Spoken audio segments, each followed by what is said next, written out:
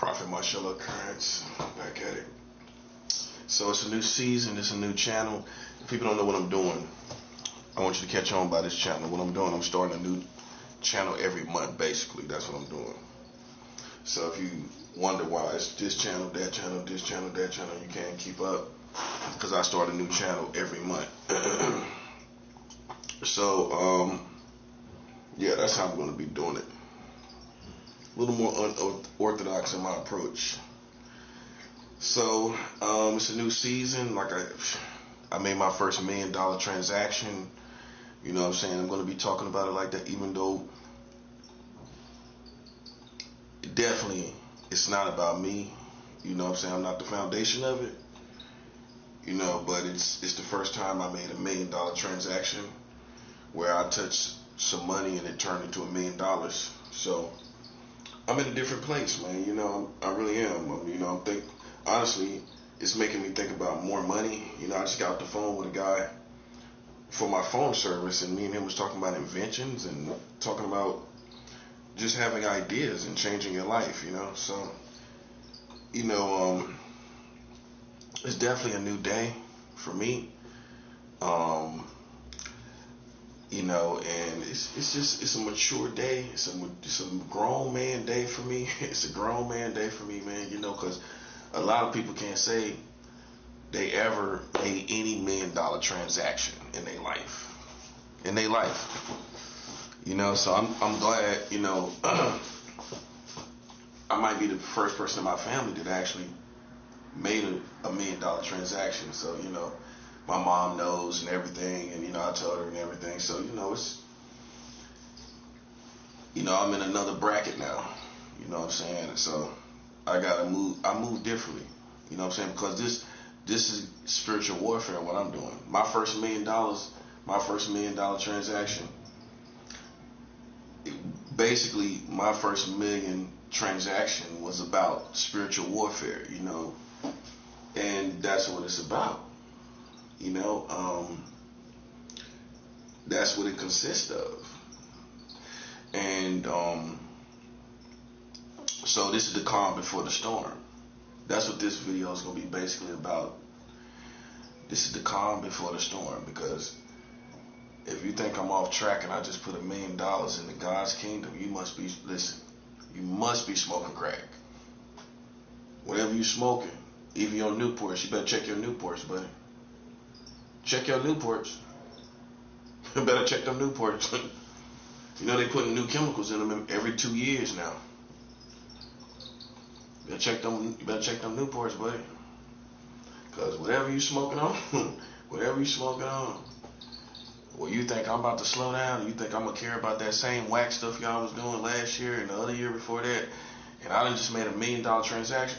See, that's what I told y'all, man. Like, we always doing something new. You gotta stay up with me, man. You can't assume I'm on the same wavelength as these suckers, cause I'm always doing something new. And this time next year, who knows what I'll be doing? I don't know. I can't tell you. But I know it'll be better than this year. I know it'll be better than 2026.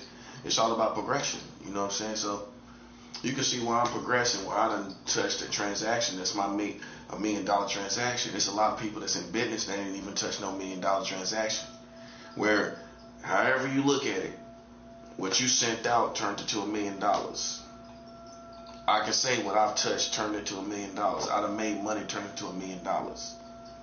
Whether however you don't agree with it, whatever, you know what I'm saying, you want to critique it, the bottom line is I made money turn into $1 million. Right here in Brooklyn. You know what I'm saying? So I'm getting ranked for different reasons. You know what I'm saying? And glory to God. I'm just glory to God, because really, to be honest with you, man, I'm gonna tell you how I started, man. I really didn't know what I was doing. You know, it was just that my heart was in the right place. You know what I'm saying? To help God's people.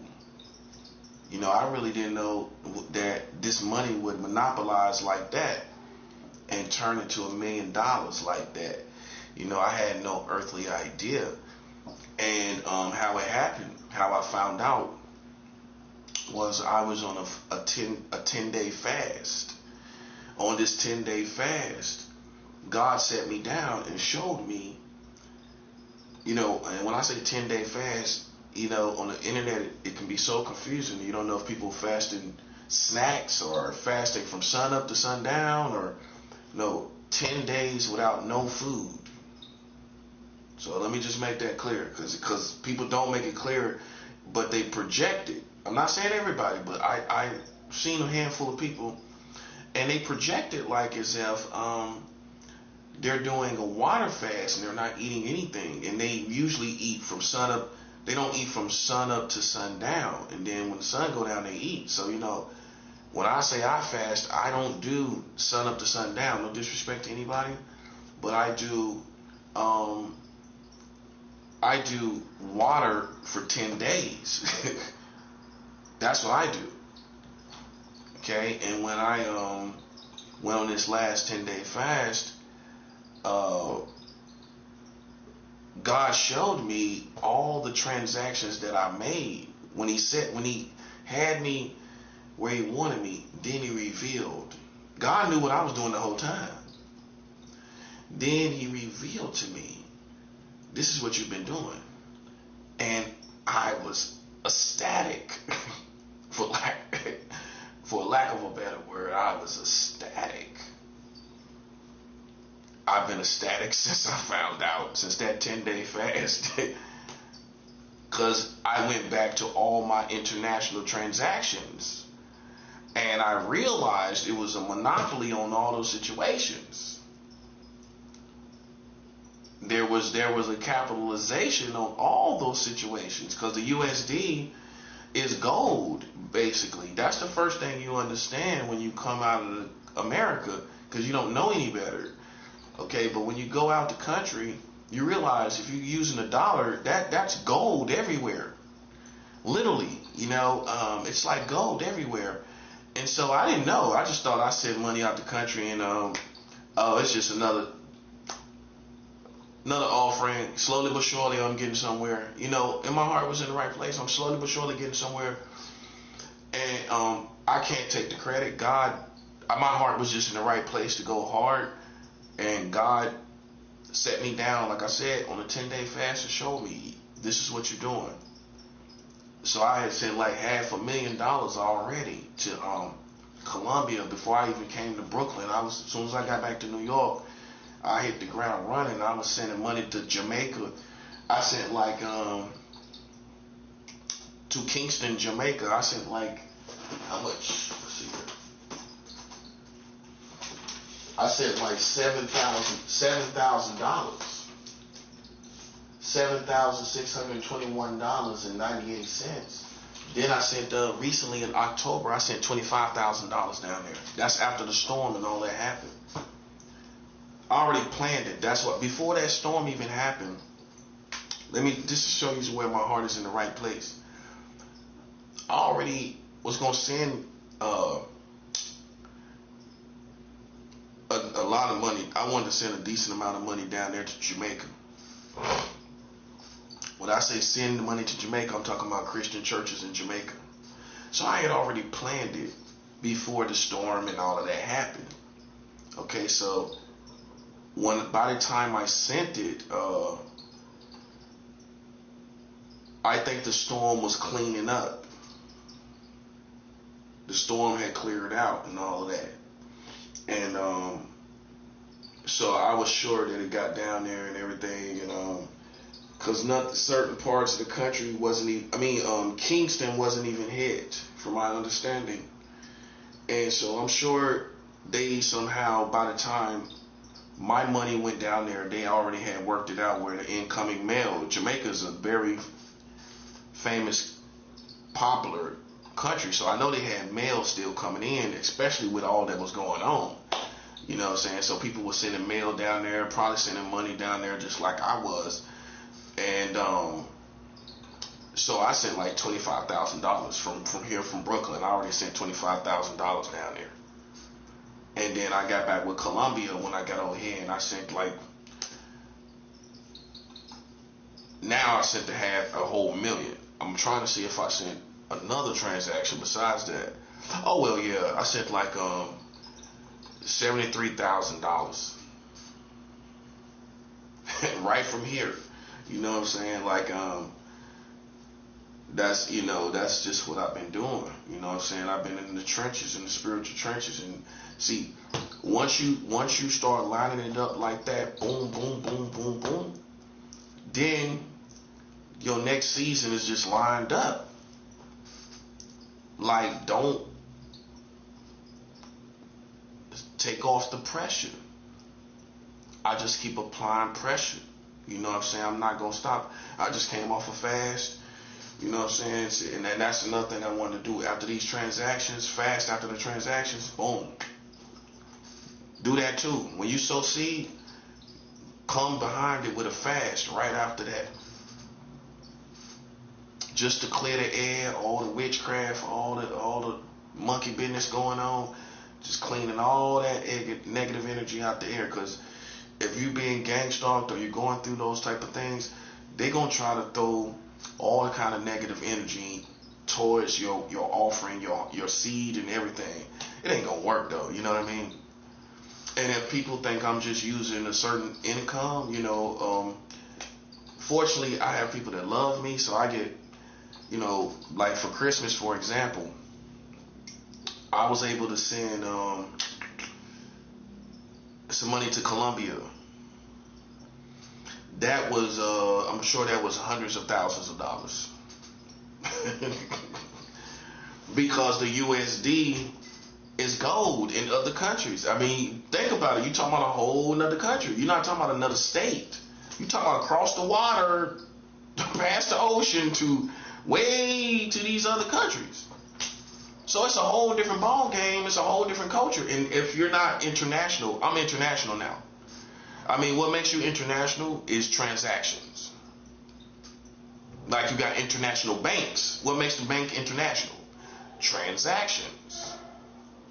Okay, so, transactions make you international. It's not just taking trips. You can be international by also transactions. You know what I'm saying? So the first sign of knowing that you're international is you realize the different currencies and how much they're worth, how much different currencies are worth compared to others. That's the first thing you're going to learn, because you need money to survive when you go to these other places. When you interact with these other places, first thing you're going to do, especially if you're here in America, you're going to compare the USD to these different countries, because you got gold, right? So the first thing you're going to do is send your money to these different countries and realize, woo, I can do a lot with USD in these different countries. Now you know you're international, because that's the first language you're going to talk, of being international, not taking trips.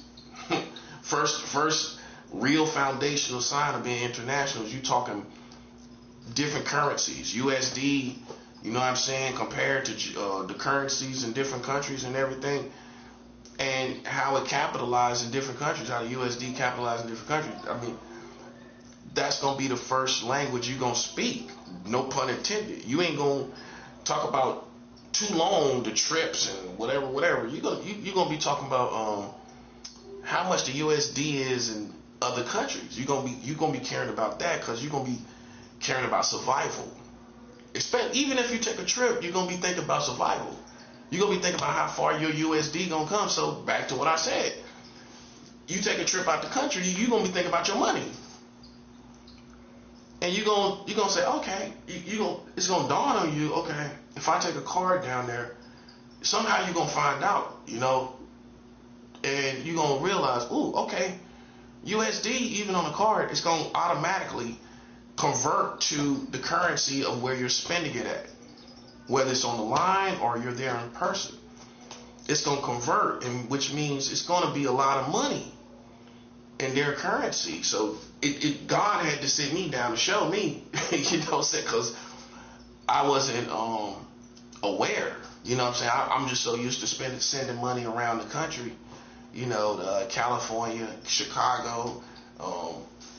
Like I told you, I got a church down in the old block that I deal with, down there by old block in Southside. You know what I'm saying? So, I got a church down there that I deal with. In Las Vegas, I got a church out there. that I deal with in Las Vegas, I get spiritual results from all those churches. That's why I can't. I wish I could choose them all and just pick them all. If I could, I promise you, man, I would be sending money to every last one of these churches. That's how I'm getting ahead, and people, I think preachers express the same feelings I feel behind closed doors. I'm just putting it out in the public how they really feel, because sometimes people scared to express these type of feelings because they think it's money, money, money. But if you go out to the world, it's hypocritical. They talk about money all the time. You know what I'm saying? And so the man of God, he don't supposed to have no money language. He don't supposed to be talking about money at all. If anything, he's supposed to be the wisest man with money. He's supposed to be an example. That's how I look at it. So, with that being said, man, I'm not ignorant. You know what I'm saying? The Bible tells me money answers all things. That's what the Bible says. So, I'm not one of those country, or unsophisticated, ghetto kind of Christians where I'm just thinking that God's going to do something, but I'm ignorant of the word of God. You can't be ignorant of God's word. The Bible says, give and it shall be given unto you, pressed down, shaken together, running over shall men given unto your bosom. Okay, that's the word of God. Bottom line. Okay, you either believe it, you want to split hairs about it, you want to act like it's a poetic piece of passage in the Bible. I take it in a practical perspective that I give and it shall be given to me. That's tangibility. That's talking in the tangible world. That's common sense. That's what it's referencing to. Because if it was talking about God, it would be different. It wouldn't sound like that. Give and it shall be given unto me. Like, that doesn't reference. That's not talking about your relationship with the Lord. That's talking about men. Give and it shall be given unto you. Pressed down, shaken together, running over. Shall men give into your bosom? Men shall do it. That's talking all tangible. Even when you're dealing with the human realm, giving to you, that's tangibility. That's material things. That's tangible things. But you'll find some people, man, they're so corny. They will try to make that a spirit, like men shall give spiritual things to you in the context of that scripture. But that's talking about material things. Give and it shall be given unto you. Pressed down, shaken together, running over shall men give unto your bosom. How is that? That's not talking about spirituality at that place and time. So I'm just on the right road, man. You know what I'm saying? It's like I dodge the haters, I dodge the ignorant black people because they the same type of people that pull the rich down, the rich black people trying to get out the hood. You always gonna find these type of people trying to stop you when you're getting out.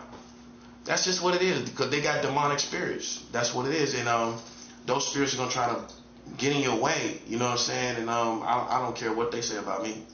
I'm too old to care. I'm doing too good. I'm winning. You know what I'm saying? Like, when you winning like that, man, see, that's why people turn their back on these people. I see why now. Because once you see the pressure they put on you when you're succeeding, why would you turn around and help these same people that put pressure on you to stop you from succeeding? This is what for you. Listen, hold up. Listen what I'm saying. People, when most people make it out the hood, they barely make it out by the skin of their teeth. Because they got so many people that got demonic spirits on them that see them surpassing them, and they can't stand it because they wasn't raised properly. Right? They wasn't raised properly, so their parents was jealous of other people. They whole family sat back on the porch and hated on the other people across the street. They was hating on people with cars, sitting on 20s, and they was always hating on people with the booming systems. They never had nothing. Okay, so they take that same mentality to you. You know what I'm saying? Sitting back on the porch with their mom and them eating chips and pig feet. You know what I'm saying? On the porch, right? I know what type of people they are. I'm not confused about that. But what I want you to understand is why they always get left behind, and why they get played and get left behind. Because you put pressure on people, and then when they get free, They just so glad to be free from you, they don't even come back. They turn their back on you. You know what I'm saying? You got to know how to raise up a king. You know what I'm saying? If you don't know how to raise up a king gonna destroy you and ascend to the throne. And he ain't gonna have no respect for you. See, raising up a king ain't raising up a gangster. Raising up a gangster is not raising up a king. Raising up a thug and a gangster is not the same thing as raising up a king. A king already got goods. He's already, how do I put this? He's already a made man without being made by you. So he doesn't have to go through the same test as a gangster or a thug. And if you try him with the gangster street antics and all of that, the ghetto testings, all you're going to do is find out God is going to show up and destroy you. You don't supposed to test him. That's like a lion. A lion is a lion. You don't supposed to test a lion. You already know what it's capable of. It just grows up and does what it does. It's the same thing. You know, somebody that's a natural king, a natural leader, you know, I just grow up and do what I do. You know, I didn't need your help. You know what I'm saying? All I needed was God. All I needed to be is left alone. I didn't need you. And I think that's what hurt people the most, is that they can't take credit. They can't take no credit in your success. They can't say they made you because you was already like you was before you came to this place. Like I said, I was sending $500,000 when I was in Jamaica, Queens. I sent the $500,000 to Colombia over there.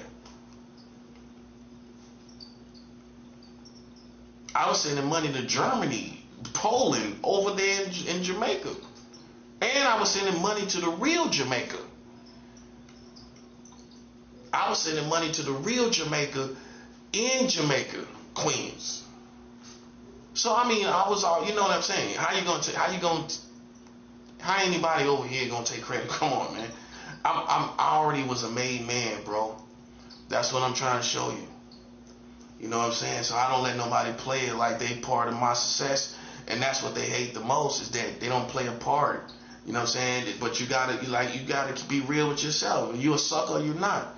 Okay, so then the streets got the same codes. You can't come over there on the block and act like you down with somebody that you didn't respect. It don't work like that. If you don't show respect, you don't get respect. And that's how it is. Ain't no way in the world you think I'm gonna respect these people after I know what they doing in this building, in this neighborhood. I don't respect. No, of course I don't respect them. See, in Christianity, you don't owe. Listen, the people talk about love, but what about respect? You don't owe these people no respect. You owe them respect? No.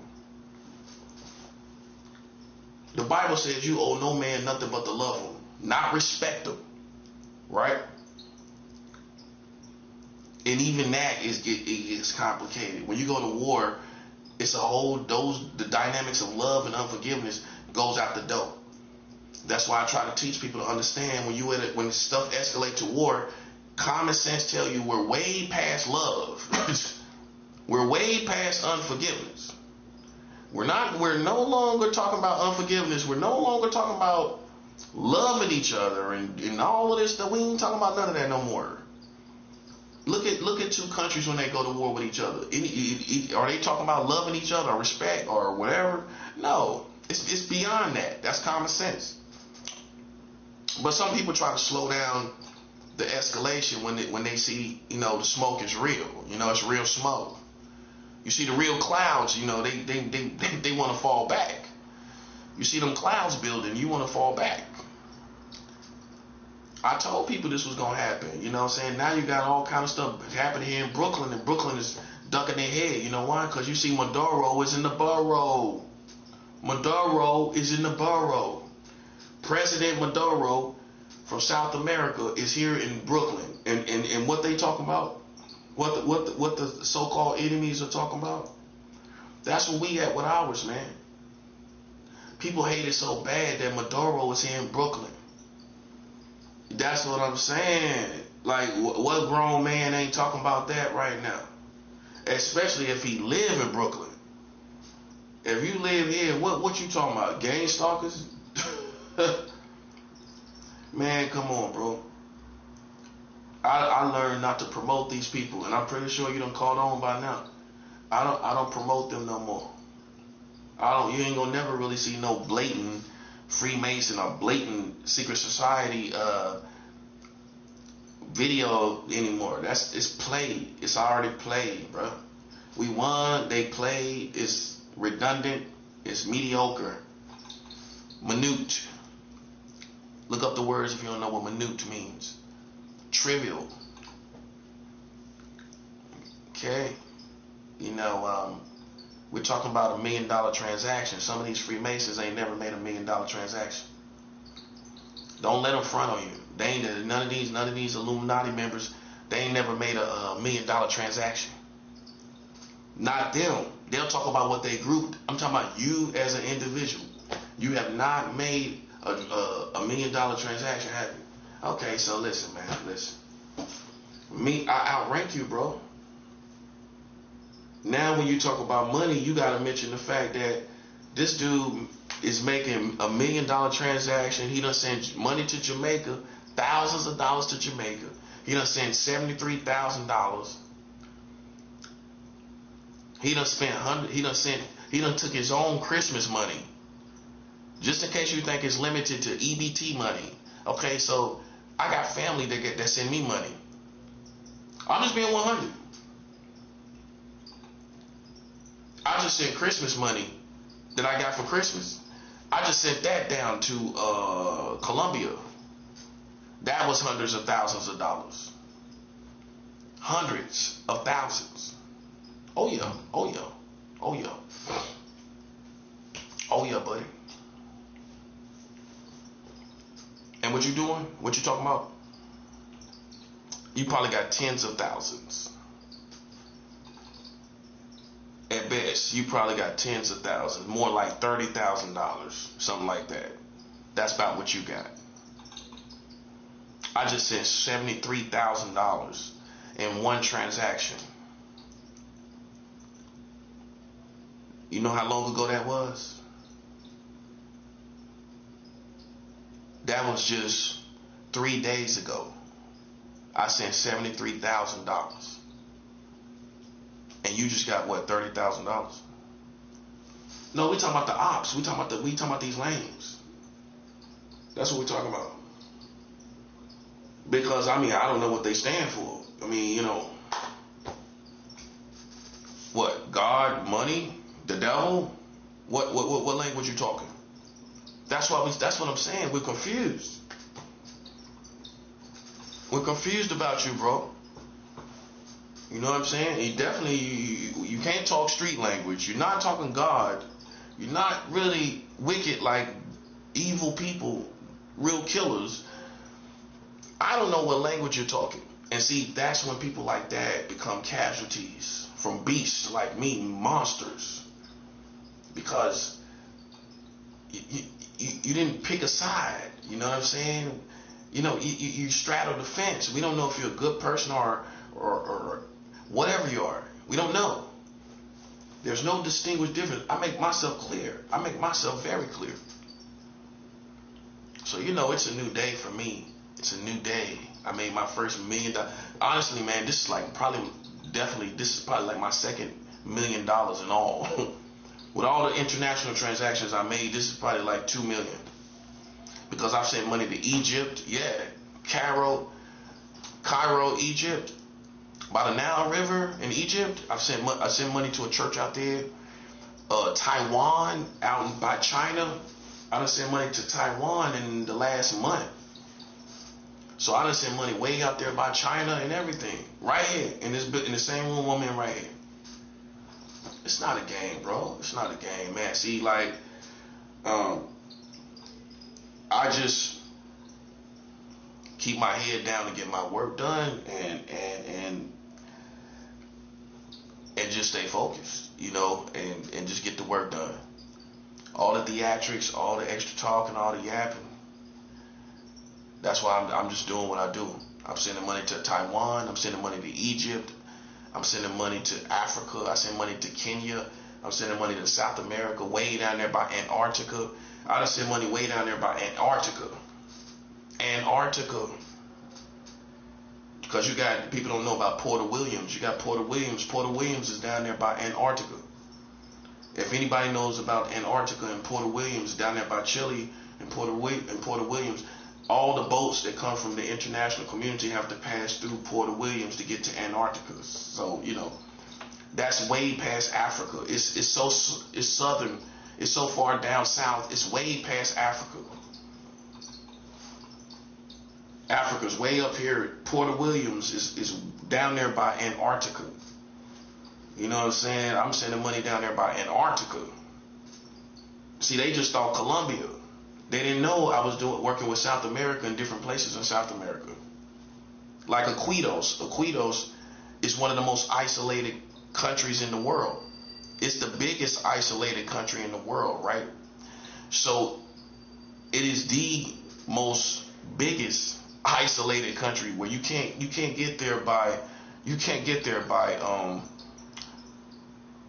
car or by walking. You can only get there by boat and by plane. That's the only way you can get there. So I've been sending money to Iquitos and everything in South America. You know what I'm saying? So, you know, it's just too much for lames to hang on. That's why stuff gonna start happening to them. They suicidal already. They gotta be. That's why they moving like that. It ain't cause they tough. They suicidal. So you gotta understand. Pay attention to the battlefield. Everybody that acts tough is not tough. Some of these people are depressed and suicidal, and they project themselves like they tough. They're not tough. They ready to die. And I'm smart enough to know that. I'm tough. You're ready to die. Okay? You're suicidal. Okay? I ain't never been suicidal one day in my life. Okay? One day in my life. Keep in mind, I done been on the streets many times, and I ain't never been suicidal on the streets by myself and all that. I'm just saying, I don't judge people that have been suicidal in their life at some point in time, but I haven't. I ain't never say nothing about me wanting to kill myself in my life. Ever. It never crossed my mind. I never thought about it. You know what I'm saying? I can honestly say that, man. You know what I'm saying? I mean, everybody got their strong suits. You know what I'm saying? Some people could say they ain't never done this in their life. They always done this. They always done that. For me, I've never been suicidal in my life. You know what I'm saying? So my morale is always iron. I got iron morale. My morale is iron. It's not going to break. It's not going to melt. It's not going to liquidate. It's not going to happen. It's not going to tarnish nothing. Listen, I'm a fighter, bro. I'm a beast, bro. Now you recognize, look at the changes since I've been here in this country, in Brooklyn. Since I've been since I've been in Brooklyn, if you haven't seen the changes in the world, and you don't catch on that that's us, listen, you out of league playing with me, buddy. I get my job done. I've come along so good. I could leave New York right now because it's already over. They can show you all these Nobel Peace Prizes. They can show you all this stuff they're doing. That's all a front to the real energy that's going on behind the scenes. And it's not too much longer they're going to be able to front. You know what I mean? Put on this front and for everybody. Like everything's all good. They're not going to be able to hold that front but so much longer. Okay? I already done my job. It's rogue. America's rogue. I could leave right now. You know what I'm saying? See, I know how to measure the battlefield. I know how to measure my wins and my success and progress on the battlefield. I watch the battlefield. You don't. I know what I'm doing. You don't. People came into my room and called themselves stealing stuff to sabotage me and then steal vitamins. I got vitamins right here. You know how expensive this stuff is? This is the most expensive thing that was in the room. Somebody came into this room and stole my toothbrush. Didn't steal vitamins sitting right there on the thing. Now, if you were smart, you would have realized vitamins are good for the morale and the mind of and the well-being of the person. Morons. This is why I told you, you are not the caliber of man I am. If I broke in your room and you had vitamins, why wouldn't I take the vitamins? Oh, what, they gonna make up a bogus excuse they didn't want to, but you wanted to take a toothbrush. They stole a toothbrush. You wanted to take a toothbrush over vitamins. Yeah, you're a gangster. You're a real thug. I thought about it. I'm like, oh, why didn't you take the vitamins? Stupid. Cause you ain't even intelligent enough to know what vitamins do to a man, do you? You ain't intelligent enough to know. You know what vitamins do for a person? You know why I take vitamins? Because my mind becomes iron. When you take all your vitamins, your faculties are strengthened, full throttle. Your well-being is stupid, ain't you? Yeah, you just showed you was stupid. You took a toothbrush over vitamins. Any soldier would laugh you to a scorn. And what I'm saying, it's right there in the same vicinity. I had the vitamins right up here. The toothbrush was in the first drawer beneath the vitamins. How you gonna come and open and not see vitamins and take the vitamins? Stupid. Stupid. Who does that? You come in here and you don't take vitamins. That's the most valuable thing that was in here. Do you know how much this costs? This is like almost $20. I think it's like 20 something bucks. This is expensive. This is gold. This produces mega well-being. You're so stupid you didn't even know what vitamins do.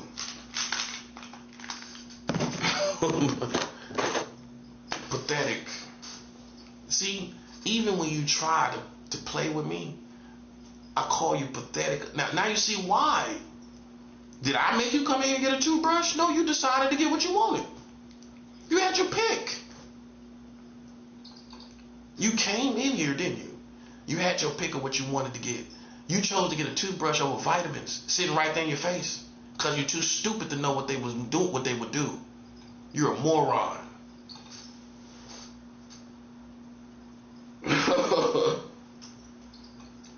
Vitamins keeps a man's mind strong. That's why I do it. In war, I would have all my soldiers taking vitamins. You came in here and didn't take expensive vitamins that I paid over $30 for or something like that. It was the most valuable thing in here. There's nothing else in here but that. You probably could have got money for half of that. Could have got like $10 off of it. So from an old person, this whole big thing of vitamins, you probably could have got $5 off of it. You could have got $10. This is more than $10. You could have got $10 off this. And if they knew what magnesium was, you could have got $5 off this. You could have got almost $20 off this stuff. Stupid. But somebody gonna come here and take a toothbrush and a bag off the ground. Retarded, man. That's what I'm trying to show you. You can't even be a thief, man. You a pathetic bum. I told you. A criminal would have came in here and they had malicious intent, would have took the vitamins. I wouldn't have been able to replace that easy. That's a lot of money. The toothbrush, I just skipped down the block in 15 minutes and went and got me another toothbrush. With the last bit of money I had on my little card and had a little cash, a little change over here, and that took care of that. With some change to spare. With change to spare. The vitamins, I would have been stuck like Chuck to the end of the month. And that shows you're a petty criminal. You're a Bart Simpson type of character. You come into a room like Bart Simpson and take a toothbrush. A malicious villain would have took the vitamins. Now you ain't gonna be groggy, and you ain't gonna have all you ain't gonna be on point. Man, I can't make this up, bro. That's all I'm saying. I don't humiliate these people. You don't see the humiliation. You don't see the consistent humiliation. Even when they try to do something, you don't see the consistent humiliation. You come into a room and you see vitamins right here. That's the most valuable thing, man. Anybody gonna tell you that? You trick off buying these vitamins. That's like $30 every time. When you go get your vitamin kit, which consists of your multivitamin and your magnesium, for me, that's $30 easy. $40 sometimes. With a Centrum vitamin, it would have been $40. That's gold right there. That's gold. That's gonna keep me up and running. I'm on vitamins in here, buddy. Which I got plenty energy, plenty strength, all of that. Taking these vitamins. Stupid. It was right there. I didn't hide it or nothing. It was right there. It had to be right there. So stupid they overlooked it. Didn't even think nothing of it. Cause listen, you're not on these levels that I'm on, bro. That's what I'm saying. If you was, then you would have took them. They gonna come in here and play around and take a toothbrush and play around in the detergent. I had some detergent and spilled around and played around with the detergent. Come on, stop playing with me, bro. Oh, man. Pathetic, bro. That's all I'm saying. And listen, what you mad at me for it? You came in here and showed everybody who you are. The best thing you could have took was the vitamins. That's bad. You ever met somebody? You ever heard somebody like that and explain? Show a pathetic thief. They didn't take this. They should have took this. Why they didn't take that? At least once in your life you met somebody. These bums came in here and didn't even take this. Didn't take that. I used to sell vitamins at the shelter. I used to hustle vitamins. Selling ice cream to an Eskimo. Selling snow to an Eskimo, buddy. I used to sell vitamins because it gives you nutrients. So I used to make my rounds and run around. I was one of them little guys like that. I'd be running around talking to everybody in the whole shelter. I'm talking about the Bellevue shelter, the big one. I'd be going floor to floor, hustling vitamins, getting it off too. People like, oh, I feel good when I take that. These old dudes, young dudes, like, oh, I feel good. Yeah, man, I like that. I feel good when I took that. I know you're going to feel good. See, I'm the dude, I promoted health. Even back then, people can tell you, yeah, he was selling vitamins around here. Oh, he a prophet. I didn't know that, but he was a good dude. He was selling us vitamins and stuff. Yeah, I used to sell people vitamins. You know what I'm saying? I be hustling the vitamins, sell them out the bag, sell them out the bottle, everything. That's good. I hustled this stuff. I made money. It was no con game. See, you're a real hustler. You ain't got no con game, man. That ain't no con game. People know what vitamins do. Especially if you're groggy, you know, and you're depressed or something like that. Man, you take vitamins, you're going to feel way better. That's why I don't get bothered. That's why my morale is strong. My morale gonna stay strong. That's why I trip off these people, man. Listen, I'm a soldier for real, bro. I'm a soldier for real. You know what I'm saying? I'm serious. I'm a soldier for real. I've evolved past being a criminal. I'm a soldier. You know what I'm saying? Being a soldier deals more with your whole anatomy as a human being as opposed to a criminal. It doesn't consist of taking care of your morale. Okay? When you're a soldier, you're going to take care of your morale, your mind, your soul, your heart, everything. You're going to make sure all that part good. As a criminal, you're not really going to do that. You know what I'm saying? To take care of yourself, you might get a bottle of Jack and some weed and some cigarettes. That's taking care of yourself as a criminal. They feel like, oh, I need some Jack, you know what I'm saying? Go give me a bottle of Fifth Give me some Jack, man. You know what I'm saying? That's taking care of yourself in the streets, which obviously is not really taking care of yourself. You know, as a soldier, you're going to take care of your morale. You know what I'm saying? I make sure my faculties, my mind is good. So how I'm going to be good? I'm going to take my vitamins. I take all that. That's why I'm in good health. That's why I talk good. I talk clear. I be like, take my vitamins. That's what I'm saying. People don't need medication. They need vitamins. You ain't mentally sick. You need to take your vitamins. In the times we live in, all these crazy people, all this mental stuff going on, all these demonic spirits, you need to take vitamins around these demonic people.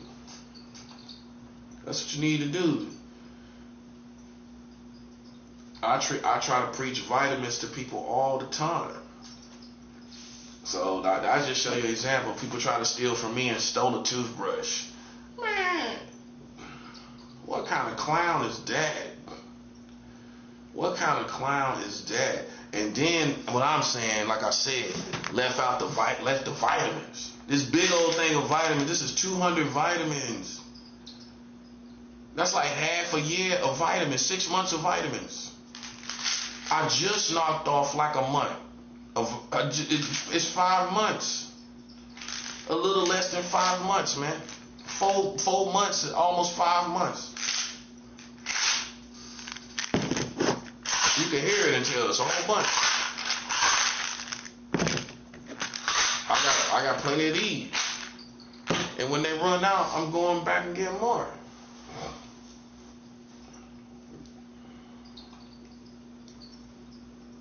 That's humiliation. You come into a room and you still a toothbrush. That's an ongoing joke, man. I'm gonna be talking about that for a minute. How you come into a room and steal a toothbrush, bro? You could have stole vitamins. So would you take you seriously? Should I take you seriously? No. You came into a room and stole a toothbrush. You came into a room and stole a bag off the ground. That's like somebody who drunk or something. Like, did you know what room you was in? Did you even know what room you was in?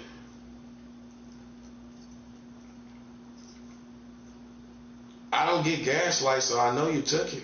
You can't gaslight me to make me. I'm not an okie doke. I'm too organized. See, when you're organized, nothing gets past me. It doesn't. It's not being crazy. It's just order. Order just keeps down confusion. See, when I was like you, I learned to do this. When I used to drink a lot and smoke weed. If you're not an organized person and you don't have a designated spot for all your stuff and you smoke weed and you drink, you're gonna be, when you get high, you're gonna be all over the place looking for stuff. Those type of people, they get high and they go looking for stuff, don't they? Me, I could be totally drunk and I know what my stuff is at. I'm not gonna be tripping. I can say, oh, okay, it's over here, it's over here. I'm not gonna go, oh, where it's at? Oh, where it's at? Whoa. That's what they gonna do. So I learned to be organized as a person. You know what I'm saying? I learned to be organized as a person. So even when I'm intoxicated, you know what I'm saying, I pretty much can stumble into everything that's mine. You know what I'm saying? I know where I put my stuff. So I can never get gaslighted in these type of situations because I know what I do with my stuff.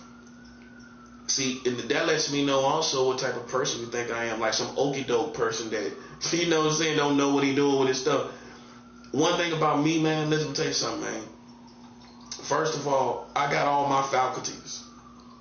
I'm a sound-minded person. Okay, I'm not bipolar. I'm not schizophrenic.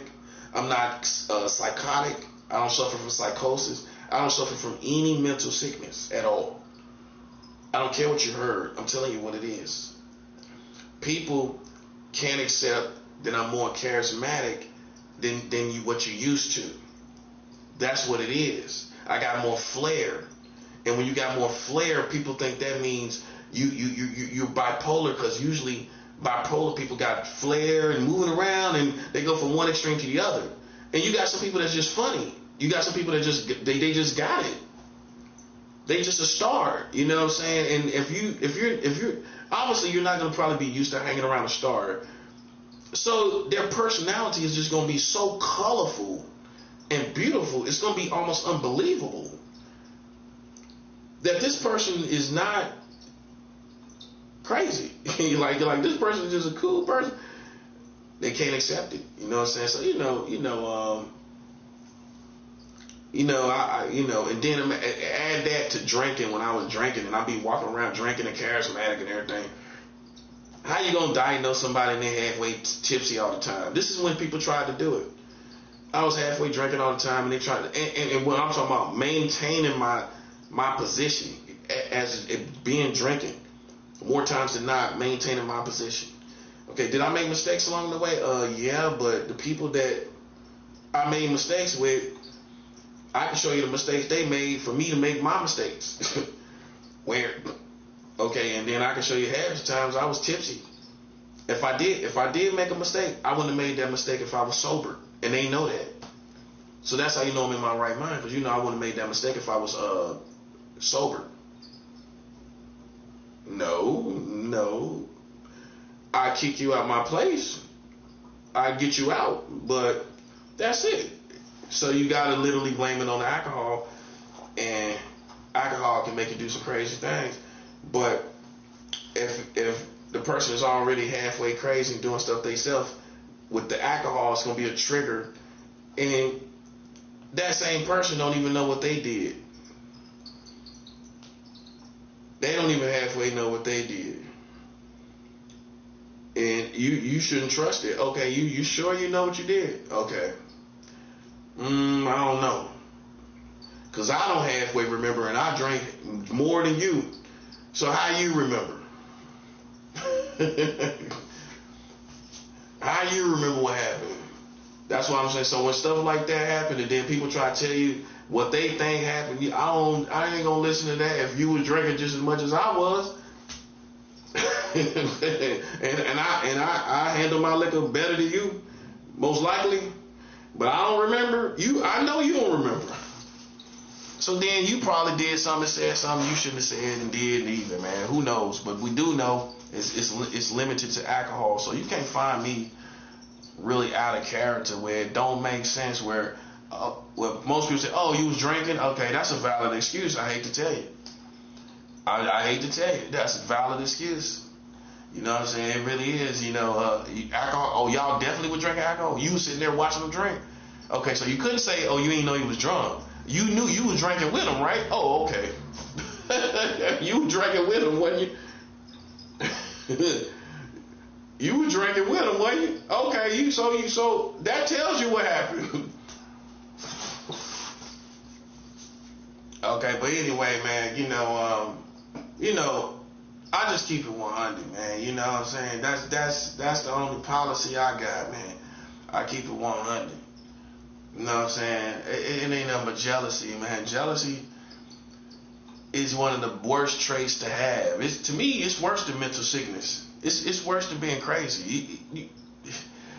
You almost better than being crazy than jealous. A jealous person is one of the most despised people. You don't really despise a person if they're mentally sick. They can't help it. But a jealous person, I can't stand people like that. I can't stand them, man. Come in this room and they was probably looking for money, huh? Man, I ain't slipping like that, bro. The only thing you gonna get is some change. You might get some change on the ground. You might have got a silver dollar. They ain't even get that. Too stupid to look around. I had a silver dollar right over here. Did you see what I'm saying? A big old silver dollar. How you miss that? Come on, bro. That's what I'm saying, man. That's all I'm saying. Show ain't no thug. You ain't no thug, buddy. If you was a thug, you would have took. You definitely would have took them vitamins. That's what you would have took. You would have took the vitamins. The vitamins is the most valuable thing in here. You would have took the vitamins, and you might have would have took the little sweaters in here that I had. You might would have took that, cause that's a certified Adidas sweater right there. You could somebody give you a couple dollars for that. Especially if they wear Adidas. You could have took the Adidas sweater. They ain't take the Adidas sweater. Them ain't no thugs. That's why I try to tell y'all. A thug would have took them vitamins and just sat on them. I might get sick or something. I'm taking these vitamins for me. I might get sick. You know what I'm saying? It's getting cold too. They not quick on their toe. That's why I try to tell you, man, them ain't no criminals, no man, no thugs, man. No. Them ain't no thugs. Them ain't no criminals, man. That's why I don't let them pose like that, man. I just showed you. They broke into this room and took a toothbrush.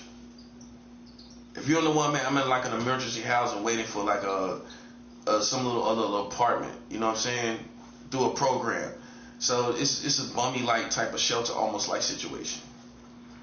So people come in your room and everything and all of that, man. And they broke in this room. They already know I'm a spiritual person. They part of the Freemasons or other secret societies, so they already know what's going on with me and everything like that. I'm aware of that. Okay, so they trying to sabotage as I do God's work. You feel me? They using this structure of 5 floors in this building. That's how many floors in this building, and they using the whole community in here, the staff too. They're all enemies. But they've been beaten and defeated. You know what I'm saying? Beaten and defeated. Beaten and defeated. Beaten and defeated. Beaten and defeated, right? Yeah. Coming in here taking toothbrushes and got whole bottles of vitamins. That's gold, man. You know how much expensive that is? That's the biggest thing in here. I can't get over that. That's crazy. How you come in here and don't take vitamins? You could sell that. Stupid. Especially old people. Old people buy that off of you easy. This whole big supply of vitamins. You can get $5 to $8 for it. I could get $10 off of that. That's 200 vitamins. That's 5 months worth of vitamins. 4 months, almost 4 months, 5 months worth of vitamins. I can get $10 off of that. Cause that's gonna be like $18. Almost double. I used to sell this stuff, man. That's what I'm trying to show you. Right here in New York. You ain't no hustler. You ain't no hustler. Let's get that clear. You're not a hustler. A hustler would have took them vitamins. I'm telling you, for real. If not for any other reason, you would have took them for yourself. It's wintertime. Best time to have vitamins. You might get sick. You might catch a bug. You know what I mean? How you ain't gonna take vitamins in the wintertime? I can see it with the summertime. You're sweating a lot. You know what I'm saying? Your pores is open. You're getting sickness out. Whatever. Ain't really no flu or nothing going on. You catch a bug from somebody around here, and they don't know what they doing. That's how you get sick, from irresponsible people walking outside with no jackets on. Then they come in here and bring the sickness to everybody. And it's around that time too. It's about that time. People bringing in bugs into the building and everything. How you ain't gonna take vitamins? That's what I'm tripping off of. How you gonna leave vitamins right there and then take my toothbrush that's been in my mouth? That's crazy, man. That's what I'm saying. Like that's pathetic. This is a perfect example of what I'm talking about with these secret societies. They part of the secret societies.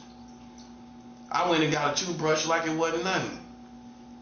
I ran it. As soon as I realized it was gone, I stopped everything. That's the type of personality I am. I stopped everything and went and walked out there, walked down the block and got me a toothbrush. Straight like that. And then they got dudes at the bodega trying to see me like I'm stupid. Man, come on, bro. I'm tougher than you. I'm sharper than you, man. I'm a general, man. I'm an A-star general. 8 stars. That's 8. Ocho, buddy. Ocho. That's 8 stars. Okay? That's 8 stars on my head, buddy. Make you get dizzy looking at it. Make you get dizzy looking at them 8 stars on my head, buddy. Yeah. Up there at the bodegas and everything, that wax stuff they doing, man. Them clowns, man. Them peewees to me. That ain't nothing. They mean nothing. Who are they? Nobodies. That's what I'm saying, bro. I treat them like nobodies. Especially if you doing out of pocket. Playing with me, yeah, you a nobody. I'm going to call it out. You forced my hand to show you that. Now, if you were walking around looking pathetic, I might not say nothing to you. But as soon as you play a position against me, I'm going to call you out. You're pathetic. I come to the bodega, they on the side of there talking that little dumb little ghetto language. I don't care nothing about that, bro. Because you've been doing that from day one. You know what? Look how far I've come. Look how far I've come. Look how far I've come since you've been playing them same ghetto games. You ain't done nothing, and look how far I've come. I mean, look at that.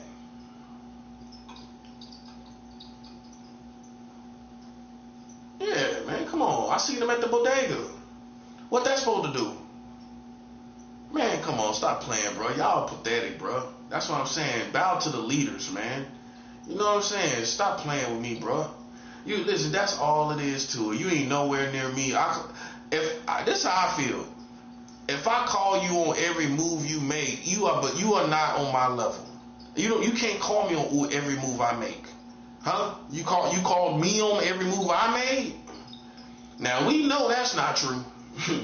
That part, we know that's not true.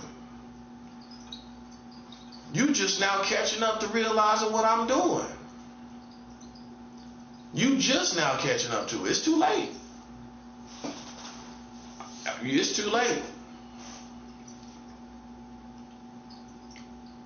See, really, 2023 was the year I won. 2023 was the year I won because that's when I was just dumping money in the mailbox. Boom, boom, boom, boom, boom. I mean the whole thing. The whole thing as many times as I could.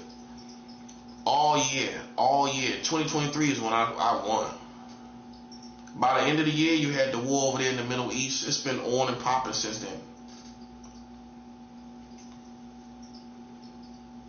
2024, I followed up and did the same thing, but I had different cities all around the city. They didn't take that seriously. Nope. It wasn't until last year you started really taking it seriously. It's too late. That's 3 years later. Literally. I mean, if you want to be technical, man, you've been slipping for about 6 years. I started giving offerings like 6 years ago, technically. Then I cleaned up, started fasting and everything. By 2021, I was giving over 100. Yeah, basically, I was giving hundreds then. After 2021, so that's what, going on 5 years. Come on, bro. Come on, come on. That's 4 years solid. That's what I'm trying to show you. You're too late. You took me seriously too late. That's how you get them. You make them wait. Listen, they fight you when it's too late. It's too late. See, that's why I take people seriously. That's why I don't sit up and play them high school games that the black people play. Like, you think you know what you know, and you play yourself in the end. That's what you wind up doing, little buddy. You wind up playing yourself in the end, thinking you know what you know about me, and then you played yourself. Okay? That's what happened. You played yourself. And that's that. You're not going to come out of it. You're not going to make it better. It's not going to get better. Play yourself. Okay? I did what I was supposed to do. I came into New York. I got my work done. My work is my objective is already accomplished. America is rogue right now, to the point where they got a South American president, a Venezuela president right here in America. It don't matter if he's guilty or not. That's what. Let's understand this. What makes the situation rogue is not that he's an innocent man being brought up here against his will and he's innocent. That's not what makes it rogue. What makes it a rogue act is that it was not authorized by other people besides Trump and the military. That's what makes it rogue. That's what makes it rogue. What makes it rogue is they didn't get it cleared by the Congress. Congress didn't clear it. That's what makes it a rogue act, whether he's guilty or not. That's what I'm saying. You can't show me, you can't talk about it intelligently. How they had enough evidence and clearance to do that. They didn't have enough clearance. They didn't get that cleared good enough to take a president, not somebody in the country, the leader. It don't matter what nobody talking about. It don't matter what, it don't matter. You still got to play by the rules. That's the bottom line. See, there's a certain type of person, man, like they just want to get people so bad they break rules. I can't stand people like that. I don't want to get nobody so bad I break rules. I don't. I don't want to bring nobody to justice so bad I break rules. No, I don't. I'm not that hungry after any human being, you know, to break rules to get somebody. I break rules to get somebody. No, I'm not that hungry to get somebody. But see, a lot of white Americans are like that. You know what I'm saying? Yeah, they are. Let's tell the truth.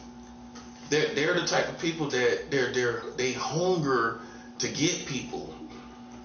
A black man don't hunger to get people. They hunger to get people.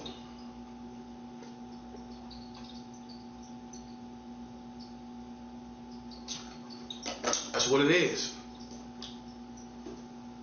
I know what kind of people I'm dealing with. I know what type of people they are. I'm from North Carolina. I know about Americans. You know, see, people play themselves thinking North Carolina people don't know the kind of corny or country and slow that we slow. Man, listen, we know Americans better than most of these other places. We know America. I know America. I told you everything you're doing in this building. I told you everything you're doing in this neighborhood. I told you everything you're doing in New York and in America. I told you everything you're doing. How I'm slow. I told you everything you're doing. You were slow to what I was doing. I didn't have to be slow or fast about what you're doing because it didn't matter. But you were slow about what I was doing. Yeah, you was. You didn't know what I was doing. It's too late. I just put $1 million in down there in South America. That by the way, you haven't seen that take effect. That hasn't took effect yet. So like I said, back to my message. This is the calm before the storm. This is the calm before the storm. This is the calm before the storm. It's coming. Oh yeah, $1 million. $73,000 before the $1 million transaction. I made 2 transactions since the 13th. What is today? The 16th? 3 days. In the past 3 days, I've made 2 huge transactions. A $73,000 transaction and $1 million transaction. Okay? It came all together to be 1,101,262.82 cents. 83 cents. So all the two transactions came out to be $1,101,262.83. Okay? That's what I just did. That's not only it's a million in 100,000. Okay? It's not a game. It's not no game, bro. I already went past a million. In the past 3 days, I've went past a million. It's 1,101,000. $262.83 with the change on it. With the change on it. With the change on it, buddy. $1 million with the change on it. You ever put $1 million with the change on it? With 83 cents on the change of $1 million? Come on, stop playing, bro. Let me tell you something, man. Let me tell you something, man. You the type of person that come into a room and steal toothbrushes and leave vitamins. You the type of person that steal toothbrushes and bags and leave vitamins because you ain't a hustler. You couldn't be a hustler. You couldn't be a hustler. A hustler would know he could sell this. Or if he drank, if he was a drunk, hey, I might take a vitamin and feel better. Magnesium, oh, this is gold. If you drink and take magnesium, it's the best way to sober up. You feel like you're gonna die? You take vitamins. That's how we know you're a rookie in the dope show. Well, if you really was an all-star in the dope show, you know the first thing you gotta have is vitamins when you drink too much and when you do too many drugs. That's the first thing gonna pull you back up to health. When I used to drink too much, I take vitamins and I feel all better. If I was hungover, you know what I do? I don't drink coffee, I take vitamins and I feel all better when I'm hungover. If I'm throwing up, guess what I'm gonna do? I'm gonna take a vitamin and I feel all better, buddy. So if you was an all-star in the dope show, you would know what this is. You know, like you would have vitamins yourself. If you was a responsible person and you was getting high all the time, you would have vitamins. You got to. If you're a person that party hard, ain't no way in the world you couldn't party hard like I used to. Man, I've seen people that smoke weed all the time, right? True story. This is part of my story. This is just part of my story. Understand where I'm coming from. So, I used to I ain't hang with these people, but these dudes was basically like Freemasons or Illuminati, one of the two. So they were like spies, eyes and ears for these groups, right? So, I kind of caught on to that at the end. I kind of knew, but didn't care.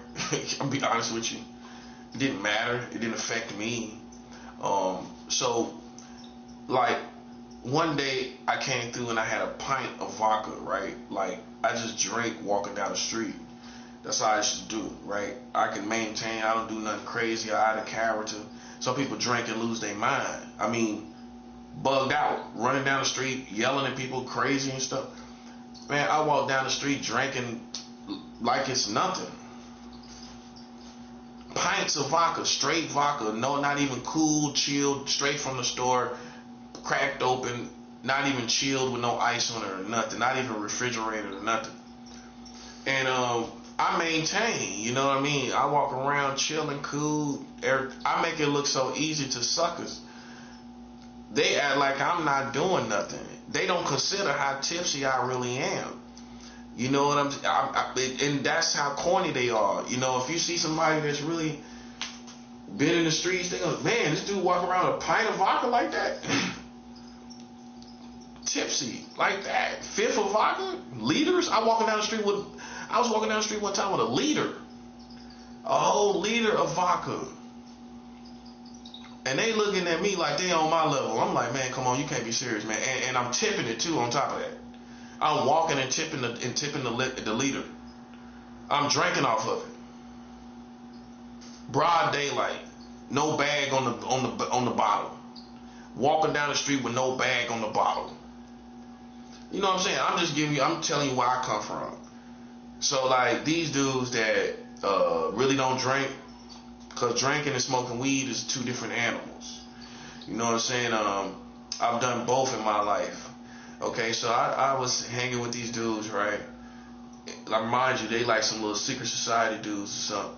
So they, you know, I'm on my level. I already got my own festivities. You know what I'm saying? I'm not coming to mooch off anybody with what they doing. I always keep my own thing going on. So I came over with already having my little vodka, whatever. So I just started letting them drink with me. Man, they was nodding off like they had drunk heroin. Like they drunk heroin, bruh. They were nodding off. I know they was embarrassed. They couldn't even, you can't outdrink, like these dudes swore up and down they was on my level. They insinuated it, right? Okay, man, every time I caught both of them. The other one, he tried, when I used to smoke weed, he thought I was a sucker. I got my weed from Jamaica, from Queens, right? When I stayed over there, I used to go cop the bags. Everybody know where they pack, where they, you know what I mean? So I had it on me, you know what I mean? He came through, and I had a Uwak road. So, you know, we smoking or whatever. He treat me like I'm a lame, just smoking my weed like he's stealing it from me. No, I'm serious. You ever been around somebody like that? They think you a sucker. He's smoking all, and I know you don't smoke on nobody else's weed like that. It's puff give, right? This dude is smoking, like he's smoking until my blood is running and everything. Like he don't care. Like I'm just a sucker. Like with weed, like I'm a sucker. Like he gonna show me how to. He just gonna smoke up this whack weed with this sucker, like that. Man, don't you know he was so high? This dude done left his hat, his glasses, and everything. He was so high from smoking with me and hitting that blunt like that with that Jamaica weed. Man, he was so high, he embarrassed himself. He humiliated himself, man. He left a shirt. I think he left a shirt, a hat, and glasses. He left all of that, bro. And I think he left something else, like a little pipe or something too. I think he left at that time. Yeah. Dude, little black dude named Shorty Black left all the stuff. Yeah. So that was one of them. And then the other white boy, he was with the vodka the other day. He was drinking with me. He nodding off. Now they both over at that one place. I'm with him over there at the white boy's house. So they drinking vodka with me or whatever, right? Man, don't you know they started nodding off, bro? Nodding off. On a one pint, I drink that by myself. A beer drinker and a liquor drinker is not one and the same. I'm a liquor drinker. Okay? I got a reputation for it. And a liquor drinker is way more serious than a beer drinker. They're more dangerous. You start a fight with somebody drinking liquor, buddy, it's a whole different ball game. It could get really fatal and bloody really quickly. Somebody that drinks liquor versus somebody that drinks a couple beers. Okay, you know, they might have a little tussle with you, man. You play with somebody while they drinking liquor, I couldn't tell you what's gonna happen to you. From person to person, it varies. You could end up dead playing with somebody drinking liquor. It affects a person like a drug. You get too drunk, it's like a drug, bro. That's real. That's real. It's just like somebody on cocaine or a drug. If you play with somebody while they drunk on liquor, buddy, that's why it's good for me not to be drinking right now. These people don't really know my personality. If I was drinking liquor in these situations I'm in right now, man, bro, Bro, I've been a body slam one of these cats in here. Straight, they don't know how strong. I'm a very strong man. I'm the same height as Mike Tyson. Just in case you think I'm a little dude. Yeah, I have the same, I'm the same height as Mike Tyson. Okay, yeah, okay. Yeah, because you might have me sized up a little more shorter than I actually am. You know how people do that. Especially they don't really see you too much. And in your mind, you about 5'8". You about 5'8" in their mind. You know, that part, man, for real. Like, people always think I'm 6 foot even. They always think that. I ain't never been called a short dude in my life. I ain't never been called short. You know what I'm saying? I'm just saying that's food for thought. You know what I'm saying? Because some people, they'll think, not really thinking, just dumb, you know, they got you sized up like you 5'8".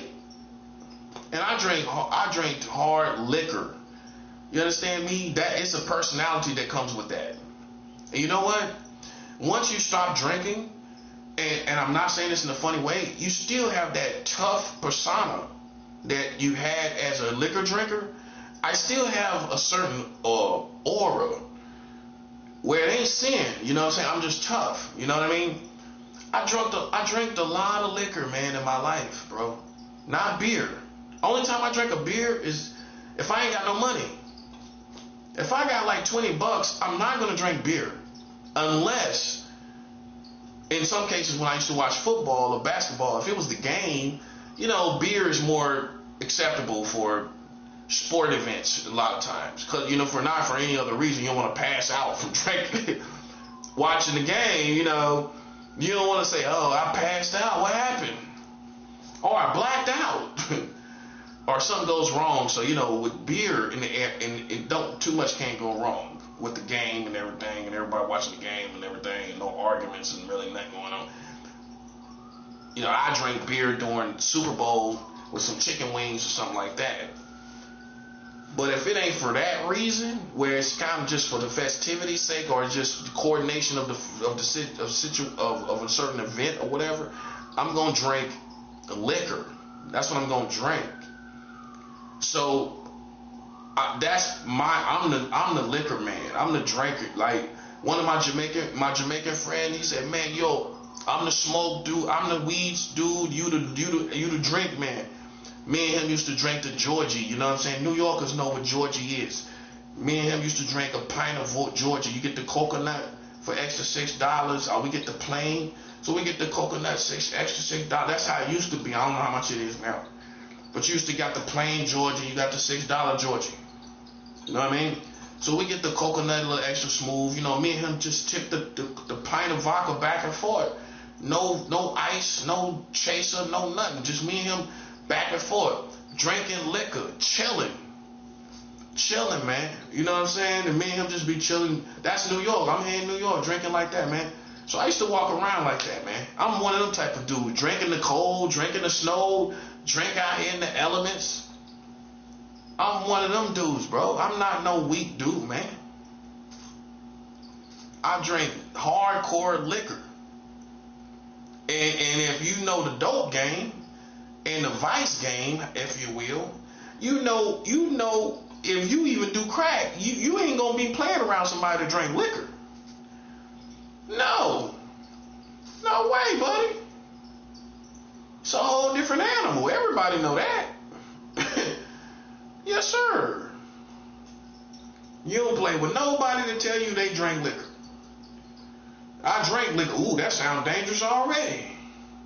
You drink liquor. That's what some people say. That sounds dangerous already. You drink liquor. I don't drink no beer. I walk down the street drinking liquor. Broad daylight, be chilling too. Like I'm talking about, I be chilling hard. You know what I'm saying? Like some people ain't built like that. You know what I'm saying? They drink and they can't chill like that. You know what I'm saying? You gotta grow up like that. That's how I feel. To really understand that vibe and know what you're doing, you gotta grow up doing this stuff. And some people didn't grow up doing this stuff. I grew up doing this stuff. I was drinking when I was 16 years old. You know what I mean? Standing out in front of a gas station trying to get beers, and my stepdad had liquor, so I was sneaking his liquor and drank liquor before they even knew I was drinking. I was secretly drinking, liquor, brown brandy, before anybody even knew it. Then I just started drinking. I just started drinking liquor, as a teenager. So it's some people they late bloomers, what we call them late bloomers. You never really got down. You ain't never been down like that. You don't know what it is. You don't know how to chill. The main thing is you don't know how to chill. I know how to chill. You know what I mean? I can drink and chill. I can drink and take a walk and come back without getting arrested. You know what I'm saying? Only time I get arrested if I'm a little sloppy and my weapon's slipping. You know what I'm saying? I got a weapon on me or whatever. I'm a little saucy or whatever. I don't care. I mean, that's what it is. You just don't care. I mean, I could be extra tight. I just don't care. That's sometimes you go to jail like that because it ain't cause you sloppy. You just don't care. Ask some of these young dudes. They can relate, man. You got something on you, man. I mean, like good, you know what I'm saying? That's different. But if you got a blade on you, how much you gonna care about that? You know what I'm saying? You drinking and smoking. Are you gonna be conscious of it? I'm not even conscious of it. You know what I mean? Not really. So it's been times where I got arrested. I remember one time I was drinking and smoking, and I was just chilling, and I was just about to walk off and get into my day. I had a pint, I had some weed, and I was just smoking and drinking and whatever to the head, you know what I'm saying, by myself. As soon as I left my little spot, man, the police pulled me, man. The police pulled me, poured out my alcohol, took my little blunt. They gave me my weed back. I would have never thought the day where police would give you your weed back. I went to the bookings and got out and got my weed back, everything. You know what I mean? So,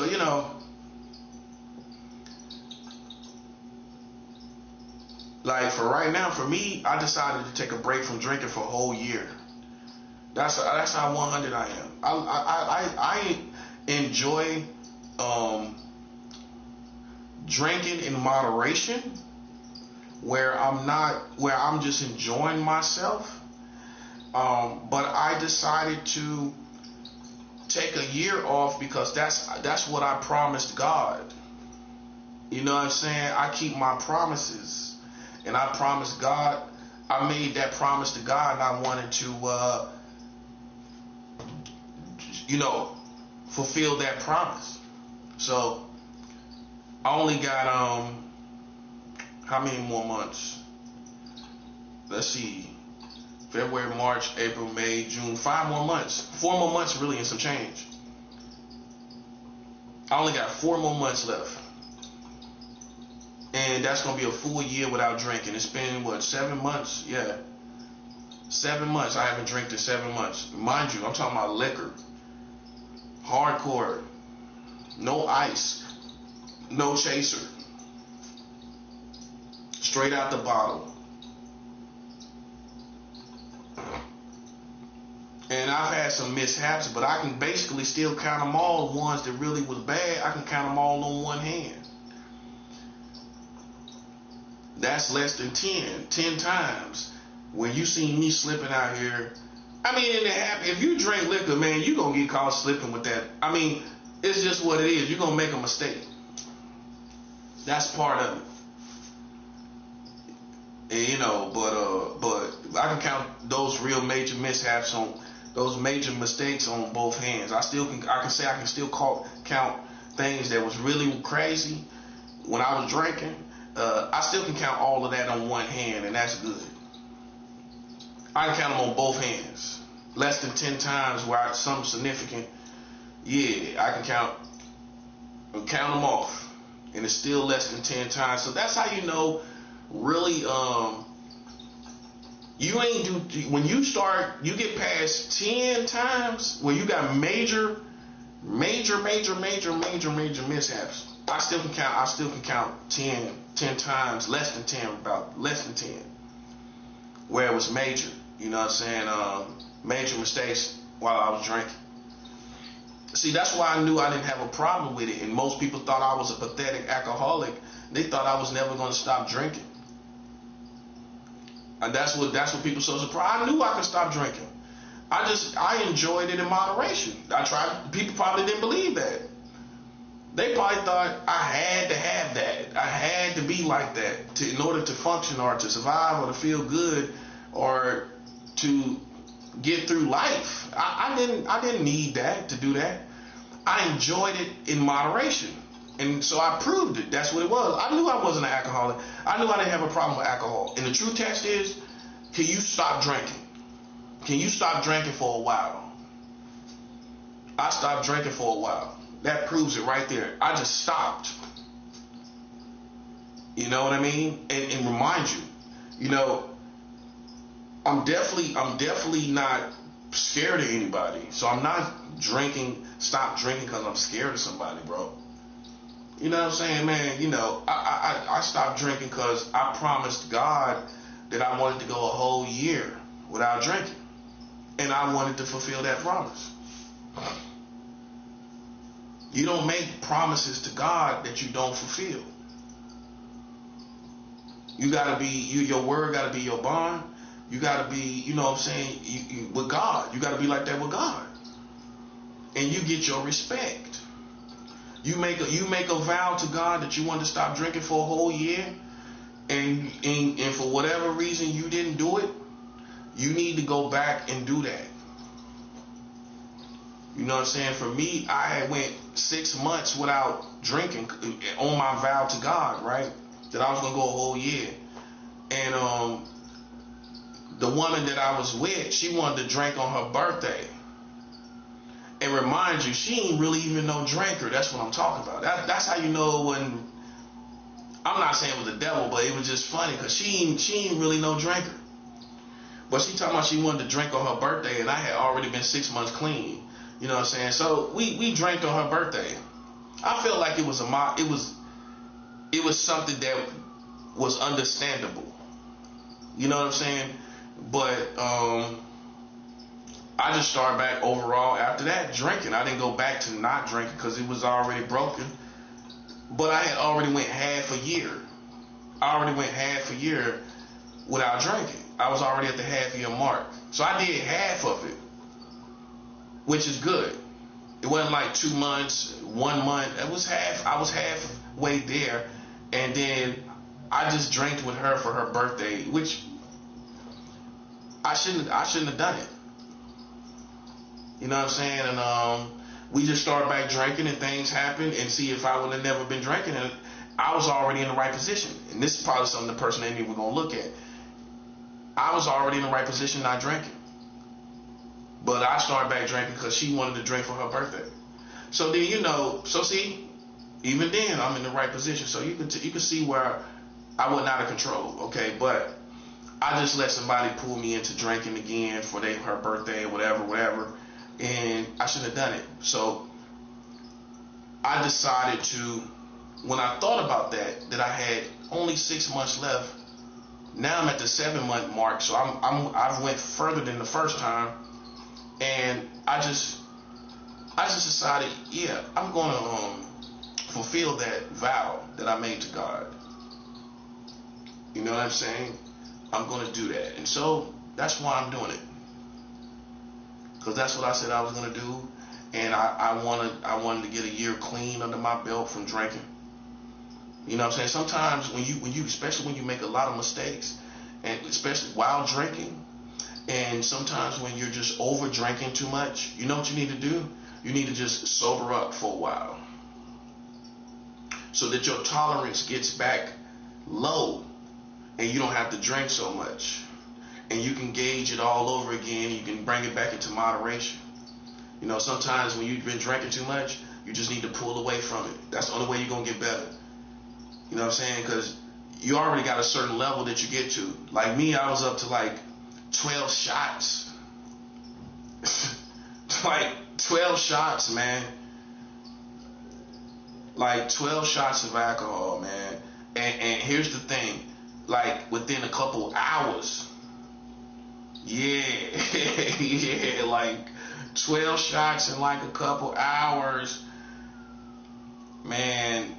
You know, that's how you know you don't went all the way up. You know what I'm saying? It's time to kind of go ahead and clean up for a while, sober up, freshen up, come back to it. Come back to it with a whole new approach, cause you done grew as a person. I grow as a person, so I'm gonna come with a whole new approach to alcohol, cause I've grown as a person, and things have changed once again in the world. You know what I'm saying? In my life too, and things have happened in my life and around me. So you know, it's gonna be a different approach, a different vibe. You know what I mean? All together. You know, which is gonna be good. You know what I'm saying? It's gonna be good. You know, and so, and sometimes you just need to sober up just to get back to yourself, who you really are. Without the alcohol, without the drugs, without anything. I don't drink. I don't do drugs, but you need to get back to who you are. Like that's what I'm doing. So I took a whole year to just get back to me. You know what I'm saying? See, this is why people in the streets fall off. You know what I'm saying? Sometimes you need to just sober up. Just like, wait, let's stop the party for a minute. Let's just stop the party. You know what I'm saying? Let's just stop the party. I'll be back. Okay? You know what I mean? I'll be back. Okay? Stop the party. Come back to it. Okay? You done went all the way up to where now you're drinking 12 shots. You know what I'm saying? You walking around drinking. I'm taking 12 shots to the head. You know what I mean? It's time to come. It's time to, like, okay, you're not really being messy, but you're all the way up there, buddy. You know what I mean? You know, and that's where it gets dangerous. You know, you can stay up there, but it's dangerous. It's dangerous. You know what I'm saying? You can stay up there, but it's dangerous. I'm not saying you're gonna die, but it's easy to tip over, man. I'm telling you, anything can happen. Anything. That's the thing about alcohol. It's so many different ways you can crash out. You know what I'm saying? Literally, you can have an accident. You can crash out with arguing with somebody, random person, or alcohol poison. You know, you can crash out just drinking too much. So that's how you know I got control over myself. Because if I want to stop drinking, I will stop drinking. Okay? If I want to stop drinking, I proved I could stop drinking. And that's like, so I know people that saw me thought, oh, this person's a pathetic drunk. He's never going to stop drinking. He couldn't stop if he wanted to. That kind of language, right? I proved, man, alcohol ain't a problem for me. Cigarettes, I stopped that too. You know how hard it is to stop smoking cigarettes? That's why right now, my sobriety is more important than anything else, man. It really is. And I'm really starting to realize it more with every passing day, because I'm not smoking cigarettes no more. And I used to smoke a lot. Was I a chain smoker? Nah, I wasn't a chain smoker. I wasn't a chain smoker, right? But I smoked when it made, like every smoker does. I smoke when I take a shower. When I go to the bathroom, I'm sitting on the toilet, I smoke a cigarette. I'm one of them dudes. When I eat, after I eat, I smoke me a cigarette right after my meal. After sex, I used to smoke right after I smoke. You know, after sex and watching a good movie, I'll sit and smoke me a cigarette. On my birthday, I'm gonna go get me a pack of cigarettes early in the morning. everything that everybody else do. You know what I'm saying? Like not being a follower, but it's just a smoker. That's what a smoker gonna do. A smoker gonna smoke with every when they mad, when they happy. Yeah, I'm happy. Give me a cigarette. If you're mad, you're gonna smoke. That's what keep people smoking. Anger. If you stop smoking, the first thing gonna pull you back into it when you get in an argument with somebody or something like that. Man, I need a cigarette, man. That's how you gonna start back. Me, I got past that level, that lane where I got aggravated or whatever. I did it without smoking, and I can say I haven't had a cigarette butt. I haven't had no tobacco, chewing tobacco, nothing, pipe tobacco, nothing. So I haven't smoked in almost 2 years. 2 more months is gonna be 2 years I haven't smoked tobacco or weed. You know what I'm saying? So, you know, that's what I'm looking at. My sobriety, you know. And like I said, I haven't drank in 7 months. So, you know, obviously, man, right now, my greatest feats is also my sobriety. You know what I'm saying? That's my greatest feats right now. Not just winning these wars, but I'm winning my personal wars where I finally quit smoking cigarettes. That was smoking tobacco is ooh, that's a heck of a monkey to have on your back. It really is.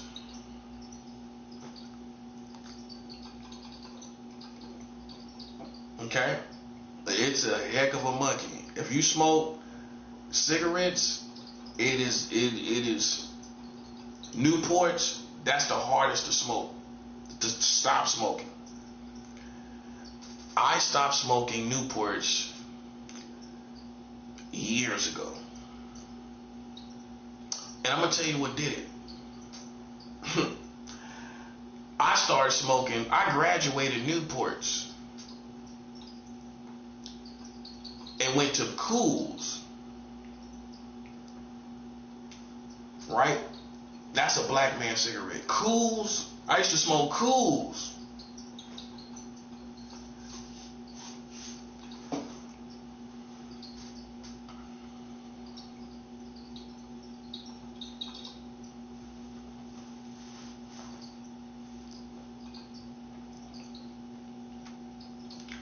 Cools is this is how much I smoke, this is how much I have smoked in the past, so I know for sure.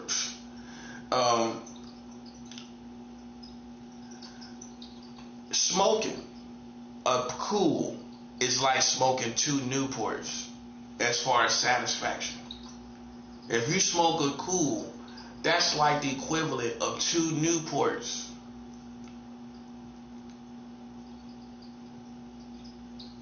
Two Newports, 1 Cool, I was totally satisfied. That's why I started smoking Cools. I started smoking Cools because I'm like, man, this is better. I graduated from Newports. So for people that think, oh, wow, man, well, you know he's strange, he don't smoke Newports. Man, I grew up on Newports. I'm black. I grew up on Newports. I used to smoke Newport 100s. I remember in New York where you could get a pack of Newports on the streets for $7. That's when I first came to New York. When I first came to New York, you could get on the streets, you could get a pack of Newports for $7. Real Newport. Well, some of them they say was stamped or something like that. You know, they were fake. I didn't notice nothing like that. The people I got it from, $7. I was smoking packs and packs and packs of Newports. I used to get Newports packs here in Brooklyn. I used to smoke packs of Newports because when I was working at Ready, Willing, and Able, it was one cigarette dude, big old brawny, Brooklyn. You know what I mean? Brooklyn dude, big old dude. He sell packs of Newport. He give it to me on credit or whatever. You know what I'm saying? If I ain't have it, he still give it to me on credit because he know I was good for it. You know what I'm saying? Man, I I kept Newports. That's all I smoked. But then I graduated to Cools.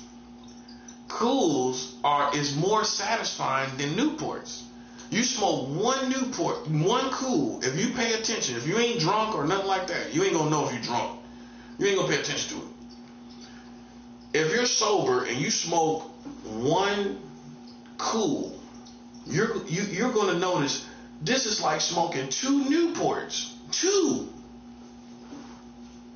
You're gonna be like, man, I feel way better. This is more satisfying. But then it's out of control. It's on another level. I was on the level of smoking Cools, buddy. That's how you know I'm black. Yeah. Hey. These no disrespect, but these white girls that be with their black boyfriends smoking Newports, he ain't put you on the Cools, did he? He ain't that old school. You know about them Cools. Cools is old school, buddy. Yes, sir. Hey, these white girls ain't smoke no Cools, huh? You ain't smoke no Cools, huh?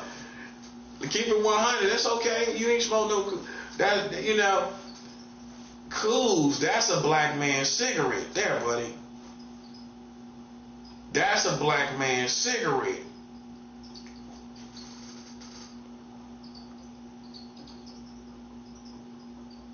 Okay? I was smoking Cools, 100s. Cool 100s. I'm just being transparent because people act like you was squeaky clean and goody two shoes. That's not. I don't look at walking for God, living for God as like that, but people will look at you like that. You know what I'm saying? They don't know where you came from. You know, you have to explain your story. You know what I'm saying? I was smoking Cools at one point, which most people scared to smoke them. You know, that is so strong. It's stronger than two Newports. But then to me, that's the whole thing. Okay, that's more satisfying. Why am I do? But yeah, I had got up to that, you know, and then I was in a motel one day, and this is how it happened. I used to panhandle on the streets for my motels. You know what I'm saying? So I would hustle all day to get my motels, and at the end of the day, I get my motels. So one day I got my motel after the panhandling or whatever, and this is in North Carolina, and I got me a pot pie because while I was panhandling, somebody bought me something to eat from KFC, right? So I took this pot pie back to the motel, and I was eating it. Once I finished, it was so good. At this time, I was smoking Cools, right? So, I mean, going and buying packs of Cools. Not looking at Newports no more, buying Cools. And, yeah, you know, and not the blue pack, and not the original green Cools. Not that new stuff. The blue pack and all this other stuff, I don't know nothing about that. I just went with the originals, you know what I'm saying? So I had ate my KFC pot pie, they are very delicious. And I just savored it. I savored it so good. And I was just laying there and I had me a Cool. I started smoking me a Cool. I used the pan for the pot pie, the little aluminum pan for an ashtray. It was a perfect ashtray. Them aluminum pans for the pot pie, I put a little bit of water in it. It was a perfect ashtray. So I'm sitting there smoking a Cool. And I'm telling you, this came to my mind like this. That the pot pie can was like my lungs. And I'm putting all these chemicals. How delicious that pot pie was and quality it was, that's like my lungs, right? This is what was going through my mind. And I'm just dumping the ashes in this can. And I'm thinking, this is what I'm doing to my lungs. That's what came to me right there. Mind you, I'm smoking Cools, not Newports. I'm on a whole nother level. So I decided to quit. Right then, when I had that epiphany like that, I'm like, I'm going to quit. I'm going to quit. And ever since, I've been trying to quit. What I did was I went to Marlboro Lights. Because my thing was this, if white people can smoke it, it's probably something, ain't nothing wrong with it. Newports taste different every time I used to hit one. If I leave it and come back to it, it was different. It was always different. It ain't Newports ain't nothing like they used to be, and Black and Milds ain't like they used to be either. I'm just being transparent about what people go through and with these vices and things. You know what I'm saying? Marlboro Lights helped me quit smoking. I knew what I was doing because Marlboro Lights, the silver pack, not the gold pack. The silver pack is ultra lights. It's ultra light, right? And I get the 100s. The 100, the silver pack 100 Marlboro Lights. You know what I'm saying? That's what I used to get for years. And people was tripping off of me for smoking that. But I was weaning myself from menthols and Newports and Cools. See, I didn't explain that to them. I didn't explain that to them. So I just look however I look to people. Like, this dude go get a pack of cigarettes and ain't gonna get no Newports. What kind of stuff is that? That's probably how they thinking. He wasting money. He going over there and get a whole pack of Marlboro Lights, bruh. Really? Something, that's what's strange about him right there. That's what people gonna say. But I knew what I was doing. I knew what I was doing, man. My goal was to quit smoking. And I knew if I played around with this long enough, I'm gonna wean cigarettes off of me with this light cigarette. And people would thought, oh well, I ain't gonna get no satisfaction from it. Yeah, I got satisfaction from smoking them Marlboro Lights. Nicotine satisfaction. I got satisfaction. And when I used to drink, I used to love to smoke, chain smoke when I drink. So on a good night, I can go through a whole pack on a good night of drinking. And so with that being said, it was easier on my body from drinking and smoking. The Marlboro Lights was way easier, and I just weaned myself off of it until I didn't even smoke no more. It worked just like I wanted to go. It worked just like I planned. I kept smoking, and then one day I made up my mind. I said, everybody that was around me, I said, I'm done. I'm finna quit smoking. You know what I'm saying? You want some cigarettes? I was giving them away. I was trying to give it away. I'm like, yeah, you know, I'm about to quit smoking. After I quit that pack, I stopped smoking. That was almost 2 years ago. That's how you gotta be. You know what I'm saying? It ain't no good way to. You gotta make up your mind. That's the main thing. Some people don't make up their mind. You know what I'm saying? And if you do that, then you can walk away. But while I'm smoking, I'm sitting here talking about, yeah, I'm gonna quit smoking, and that's why people don't take you seriously, because you're still smoking. They don't think you got that determination. They ain't know I was built like that. I'm built like that. I said I'm gonna quit smoking. Okay, yeah. Here I am 2 years later, almost 2 years without smoking cigarettes. So like now I got my head clean, because man, I believe people put witchcraft on people to keep them smoking. So that's why we gotta like pray for people, man, that's in bondage, God's people that's in bondage to smoking, because we go through stuff, and I went through stuff that started me back smoking. You know what I'm saying? You get stressed out, you go through a bad relationship, the first thing you're gonna do is start drinking and smoking to get through it. But once I got through it, I stopped smoking again. I just needed to get through it. So I felt I did it that way. It wasn't the right way, but everybody's not built like me to where, okay, I'm gonna use cigarettes. Cigarettes ain't gonna use me. And when I'm done using them, I'm gonna put them. I ain't gonna do it no more. If I'm gonna use alcohol, and the alcohol ain't gonna use me. And when I'm done drinking, I'm gonna put it away when I want to. So that's what I've done in my life. You know what I'm saying? Right now, this is the most sober I've been in 16 years. This is the most sober I've been in 16 years. That's why the devil, he's mad more about that than anything.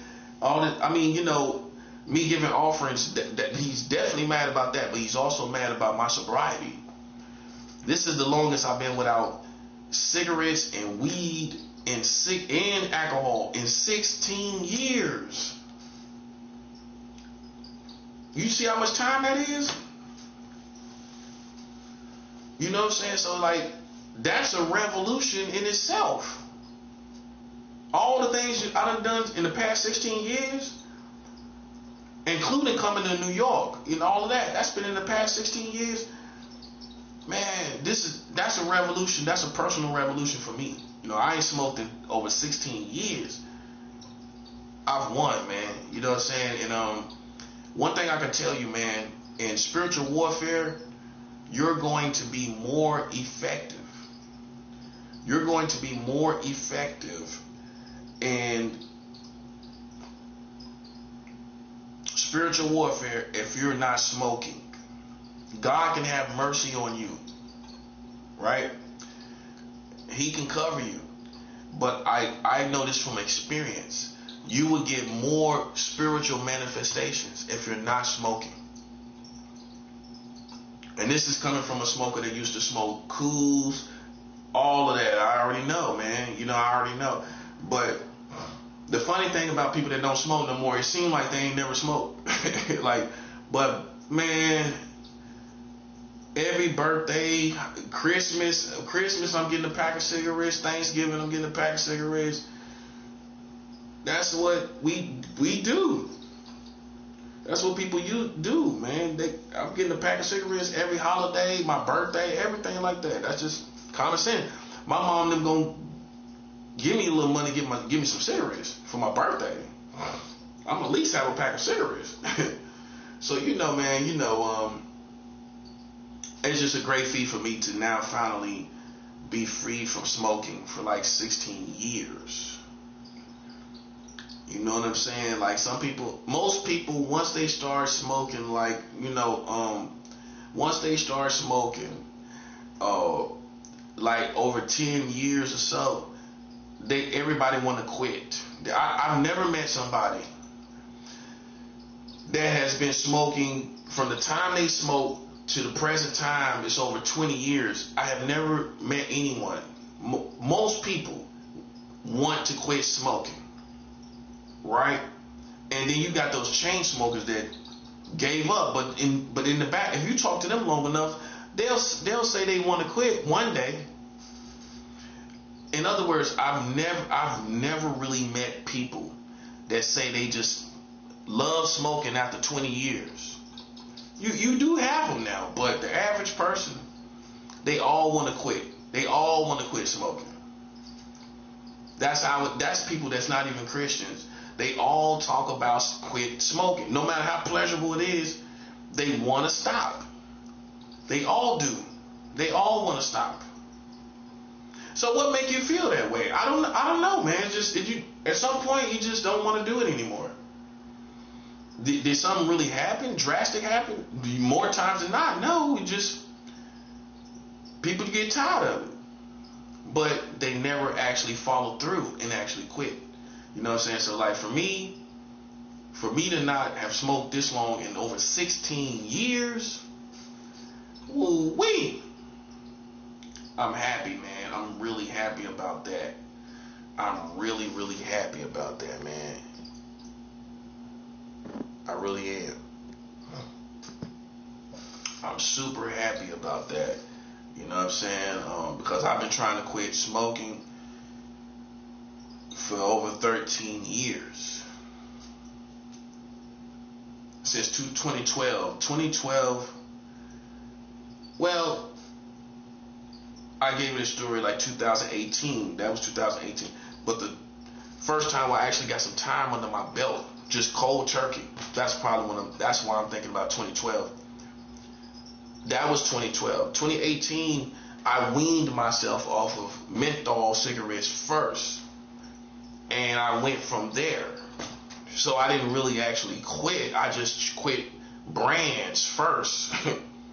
But I knew what I had to do to get myself out this hole of smoking cigarettes.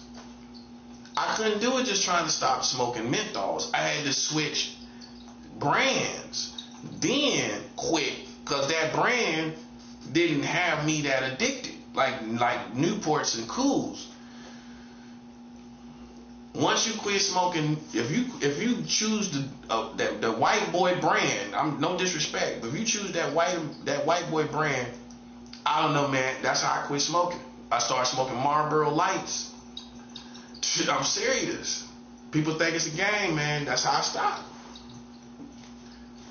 That's how I stopped. I had it in my mind, right? See, while everybody else is where they at, you know what I'm saying? I'm focused on me. I know people could be drinking, smoking, getting high, whatever, smoking weed. I know what I'm about to do.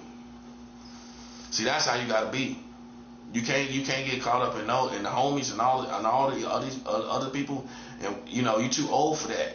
You know what I'm saying? I'm focused on my personal life. You know, I'm focused on me, on my own, in my own lane. And I knew I see that's what kind of person I am. I don't get controlled by people and what they doing. So if anything I ever did, it's because I wanted to do it. I'm a strong-minded person. You know what I'm saying? I made up my mind while everybody was partying and everything. Yo, I'm about to stop smoking. People probably thought I was just saying that and gonna start back pathetically smoking and just saying I'm gonna quit smoking. And that night, that was it. Them couple little days I said that was it. You know, after that pack of cigarettes, when I was trying to give cigarettes away, Marlboro Light 100s silver pack, that was it, bro. That was the last pack, and I stopped. So you know what I'm saying. So you know, it's not too many people that can say, you know, like I said, it's a lot of people who think they want to quit. They want to quit smoking, right? And but they don't have the determination. They don't have the willpower, you know, to stop smoking. You know what I'm saying? So, you know, it's just like, for me, you know, I did what I had to do. You know what I'm saying? Like I said, I'm here 2 years later. As far as sex, I haven't had sex in 10 months. About 10 months. This is another feat. This is the longest I've been without sex. I'm not having no sex. As far as men, I haven't been with no men. That's why, like, people calling me gay. I'm not with no men. You know what I'm saying? Like, you know, you can't tell me the last time. Most of you ain't gonna know. You know what I'm saying? Like, I haven't been living with no guy in over 5 years. 5 years. So that, if you know, goofy people will tell you whatever. Okay, but the past 5 years, they haven't seen me even live or sleep in the same house with a man. That's 5 years ago. The last time was November 2020. November 2020. That was it. When I left that relationship, where I was with this person day in, day out, right? After that, I came up here to New York. It wasn't nothing going on but hit and miss from the dating sites and things like that. One hit, one flings here, flings there, but nothing consistent, right? And that's been like that for over 5 years. I haven't been with anybody, as far as guys go, in over 5 years. 6 years. This year will be 6 years. So that's why my whole masculinity was restored. My whole manhood as a heterosexual man has been restored in the past 5 years, and people just goofy. One thing I notice about these secret society people, they just goofy. They don't pay attention to reality. Because if you was paying really close attention to me, you would notice, oh, well, he ain't really lived with nobody in 5 years. No, that little stuff is fleeting. And then he with women. He been with a woman. You know, he's not really with no dudes.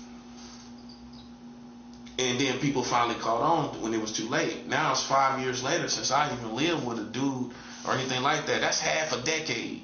That's a long time in this world. That's an eternity when you attract people like I do. That's an eternity for me not to be doing nothing with people. Now you make up all these goofy things about, well, I was not with men for 10, 15 years. Well, you might be crazy. You know, for me, I'm a normal, healthy person. And for me not to be with nobody for 5 years is an eternity. For me, think about it. If that's really how you express yourself sexually, but you ain't been with nobody in 5 years and you a fairly young person, and ain't nothing wrong with you. Ain't nothing wrong with you. And you ain't been with nobody consistently in 5 years? 5 years? You gonna call that person, do you think you have the right to call that person gay? No. No. Because how I feel is this. I'm not getting the benefits from that, of being gay, which is the pleasure first and the lifestyle. So it's not fair to call somebody gay and they not getting the benefits. I'm not getting the pleasure. I'm not getting the money. I know all about that. I'm not getting the pleasure. I'm not getting the money, and I'm not getting the shelter with these dudes taking me in or whatever. So why should I suffer as a person that's not getting the benefits? But I'm getting the labels, but I'm not living that. See, that's how I feel. If I'm not getting the benefits of that, starting with the pleasure, right? Then why do if I'm paying the price for not doing it no more, why do I get the labels? See, only a corny person is going to do that. Only a corny person is going to sit up and call you gay, and they can't tell you the last time they seen you with a man. Yeah, I know you can't tell me the last time you seen me with a man, because I wasn't with nobody consistently in New York. You ain't seen me with nobody consistently. All you gonna talk to is these little dudes that tell you and exaggerate behind my back what happened. Yeah, but at the end of the day, I have not been with no man overnight. That means I ain't never slept in no man's bed in 5 years. None, no. We ain't stay. Show me one person in the past 5 years that I slept in his bed overnight and got up the next morning. And we stayed together all night long. I ain't stayed with nobody all night long. No, they all left. Yeah, no. Not really. And definitely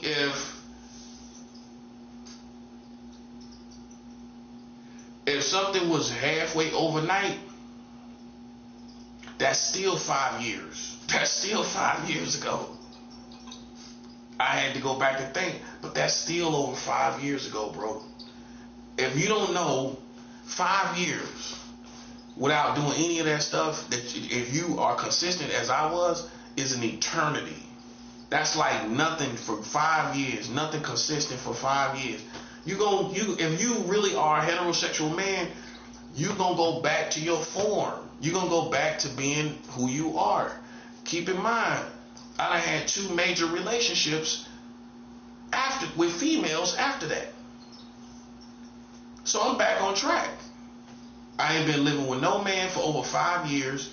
All the little fleeting stuff that happened, they didn't stay for over, let's just be fair. Let's just be safe.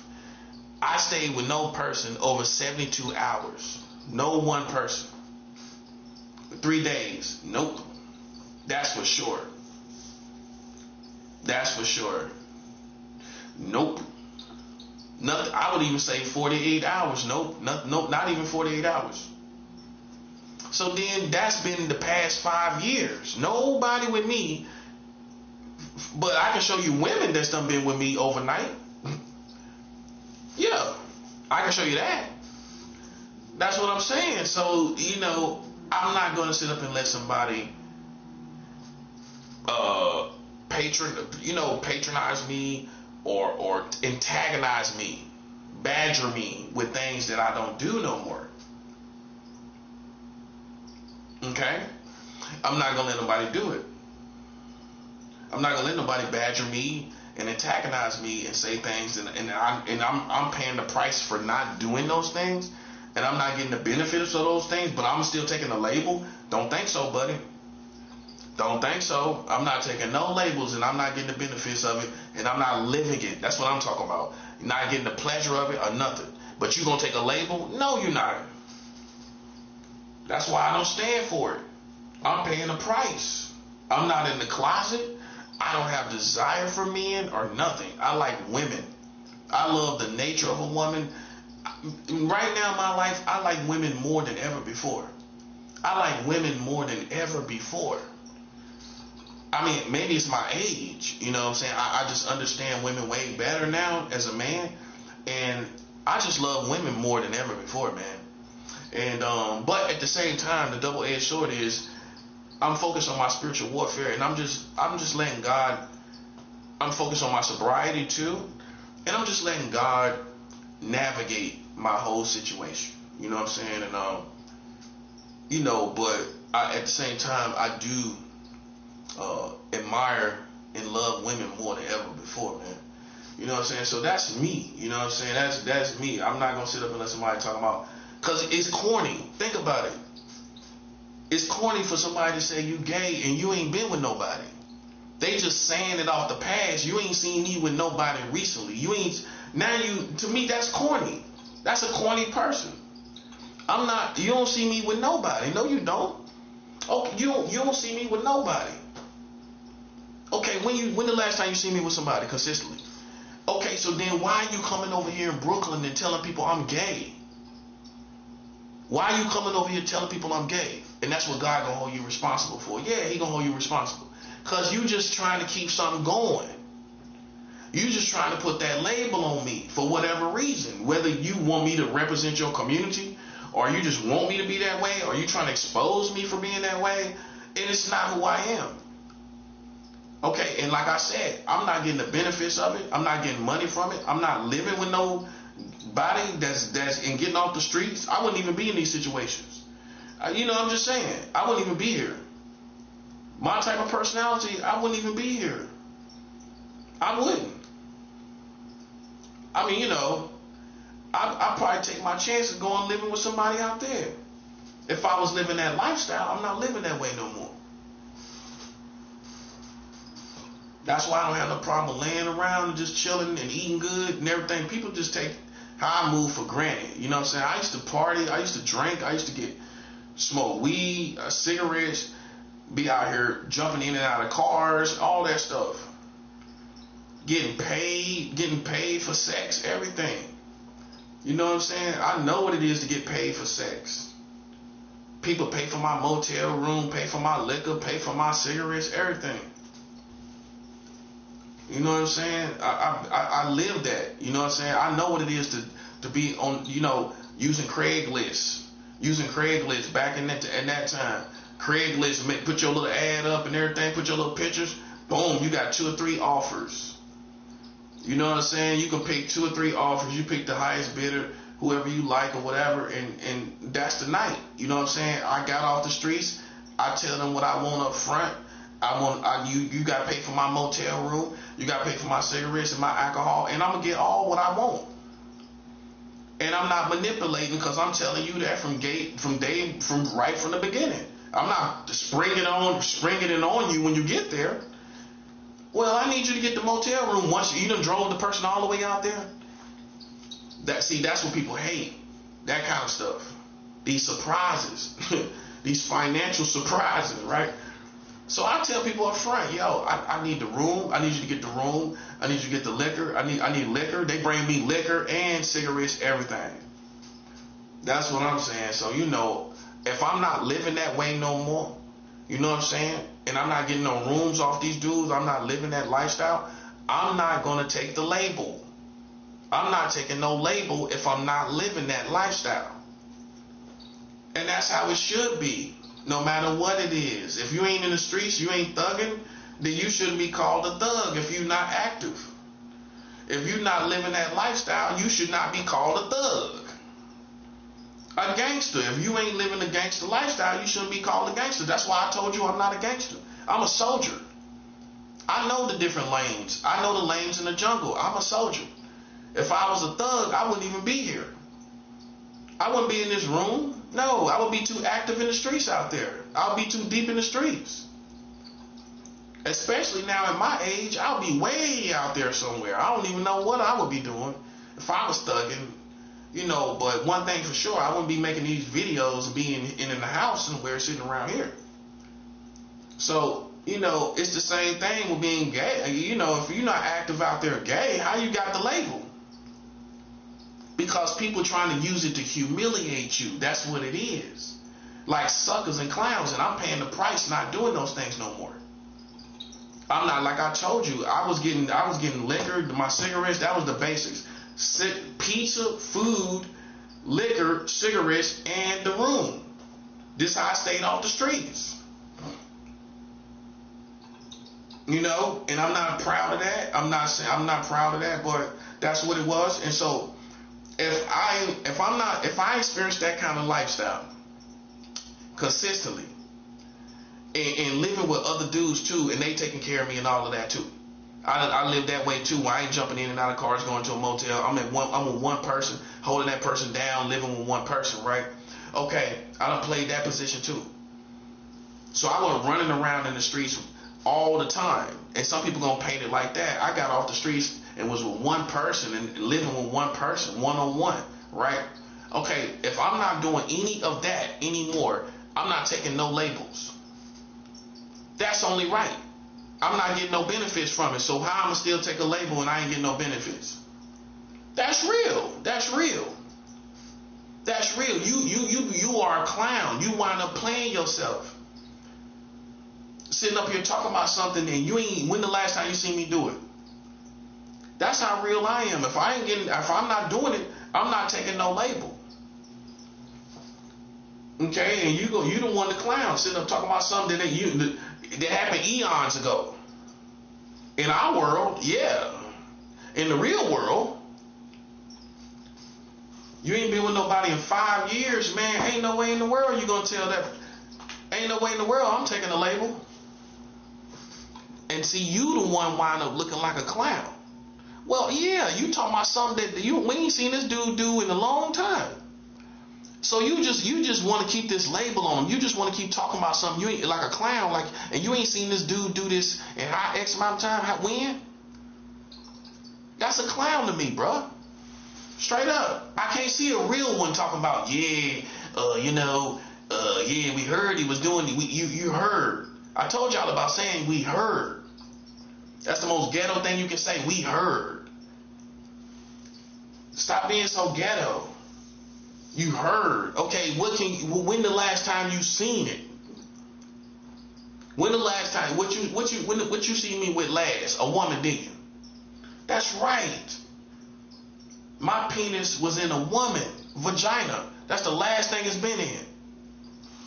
And that's that. That speaks for itself.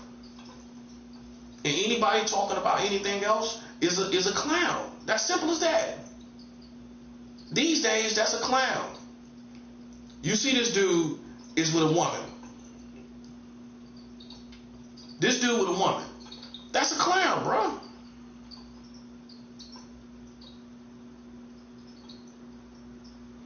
That's all it is to it.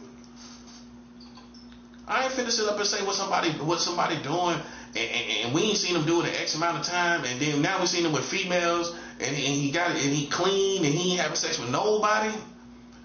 It's been 10 months. I ain't having sex with nobody, man or woman. Okay, so imagine me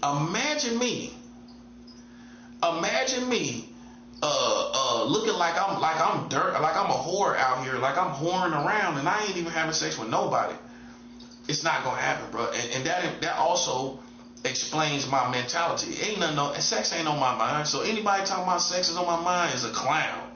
A black clown or a white clown or a Hispanic Latino clown. A clown. And one thing, let me explain something. Cause you black don't mean you can't be no clown. Oh, you can be a clown. It happens all the time. There's clowns in the black neighborhood everywhere. So just cause you black don't mean you're immune from being a clown. That's real. That's real. Just cause you black don't mean you can't be no clown now.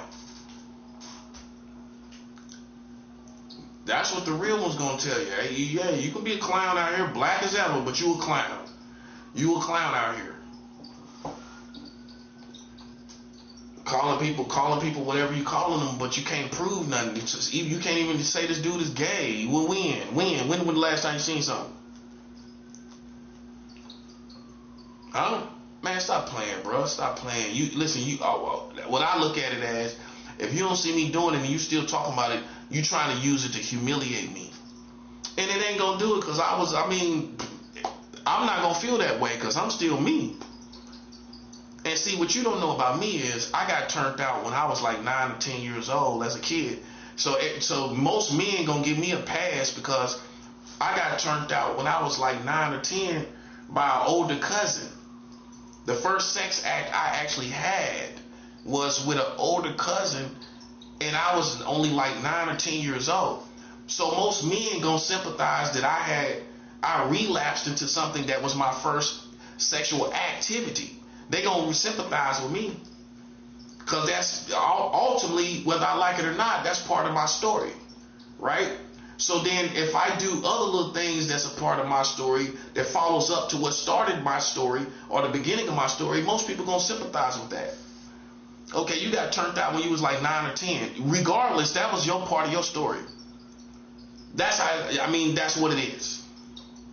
You literally did stuff. You got turned out when you was 9 or 10 years old, right? Okay, so you acted on that same behavior later on in life. Okay, you just wanted to explore it and see what it was all about because you kind of went through it already. So you kind of had that psychological curiosity lingering. It was dormant, right? And see, that's why it's kind of no way. You have to have God to pull you away from that when you've had something as a kid happen, because that could lay dormant in your mind for years. And if you don't understand psychology, that can be dormant in your mind for years, and someone just comes and you can resist, and the right person can spark that curiosity of something that already happened to you. They can rekindle that curiosity. They can rekindle what happened. You know what I'm saying? And so that's my story. You know what I'm saying? That's what makes my situation legit. You know, I lost my virginity when I was like 9 or 10 to an older cousin, a boy cousin that was a teenager, and we actually had sex. Okay, he used Vaseline, everything. That's what I'm saying.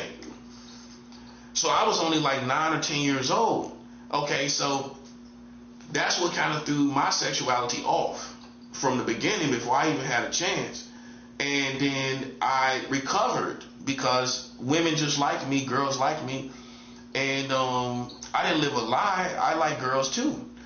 So I just kind of easily recovered because of the element of attraction. Girls just liked me, and I just recovered very easily. You know what I'm saying? Which means I didn't go through my 20s being gay. I didn't do any sex acts in my 20s. I didn't do any gay sex acts in my 30s. Into my mid 30s, and that was it. Like my 20s, the 20s is the main thing that's gonna tell you everything. My 20s, I did nothing. Right? I did nothing. Not one act. Okay, so I went through all my 20s married to a woman, with women, and that was it. That's how all my 20s, from 20 to 29, there was no men. Okay, so let's get that understood, because some people will play it like you was some little gay dude in your 20s and all that shit, woo woo woo. Nah, that wasn't me, buddy.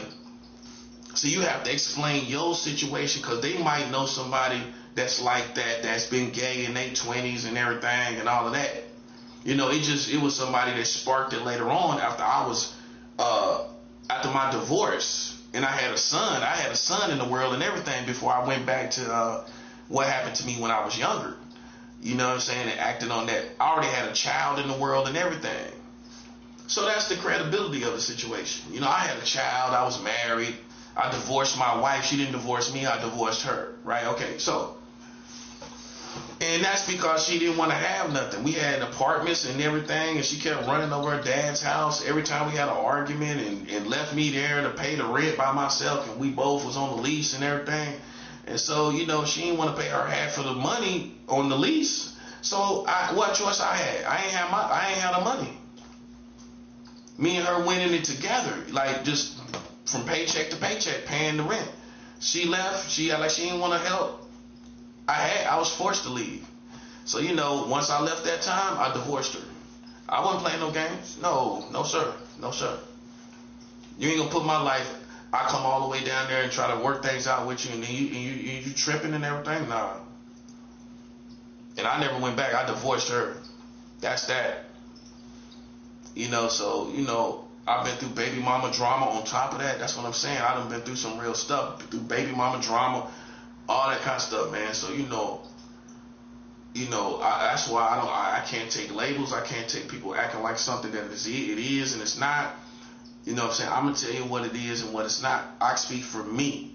That's one thing as a man that I keep in complete control. I speak for me. I don't let these lame applehead people speak for me. You know what I'm saying? I don't. I speak for myself. I'm very well able to articulate myself for myself. I don't need nobody to speak for me and what I do. Or what you think I do. Okay? So like I said, you know what I'm saying? I've been with a woman. I've been with a woman, and that's the last sexual partner I've had. And I love women, like I said. So for anybody that's lingering around, man, you need to understand that, man. You've been misinformed about me in so many ways.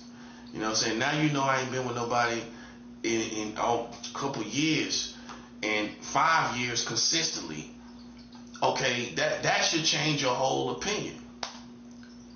You know what I'm saying? That really should. You know what I'm saying? That's not now you could be corny and try to make me what you think I am, like somebody that probably would do this or probably, and you play yourself again, assuming things for me and what I would do. I'm too strong of a personality. You can't play with me like that. If I'm not doing something, I'm not doing something. I'm never in the closet. I never played that position. You can go ask anybody in the streets. I never walked around a hypocrite acting like I hate gay people, but I'm sexual with them. I ain't never played that position. I never act like, oh, I'm ashamed of gay people, but then I'm hanging out, but I want sex from them. I never played that position either. But it's people that do. They go out in public and act like a guy, and then behind closed doors, they're gay. You know what I'm saying? So, I just come from a different generation, Generation X, where if I would be, whatever I do, I'm going to be real. You know what I'm saying? I'm going to be real about it. And it's going to be out there on Jump Street, on Front Street, on Front Street. It's going to be out there on Front Street for everybody to see. It's going to be on Front Street for everybody to see, man. And that's how I always lived when I was, whatever lifestyle I lived. So, I ain't never been no closet type of person. You could tell by my personality. If I'm doing something, I'm doing something. And ain't nobody going to do nothing about it. And that's that. That's just how I lived my life. Everywhere I went, you know what I'm saying? I ain't never hide and play it off and act like I was living like I'm a straight dude but I'm messing around these dudes. I can't move like that. I was just 100 out there. You know what I'm saying? That's what people probably admired about me or whatever, but it is what it was, man, and that's the best way to put it. Because I'm not actively out there, you know what I'm saying? And I don't deserve to be labeled when I'm not actively doing anything. And that also consists of people talking about these kids and all of this stuff, this goofy stuff about these kids. If I'm not, you don't see me actively doing nothing to no kids, then I shouldn't be labeled with that either. Because that's the clown in the black people. That's what make you a clown. It's nothing else to it. It don't make you hardcore. It makes you a clown, bro. And that's that. You know what I'm saying? You want to see something happen to me, man. And I'm telling you, that's what it is. You want to see something happen to me, I'm going to get strapped up. And listen, bro, I'm going all headshots. I'm going straight for headshots, bro. Straight like that.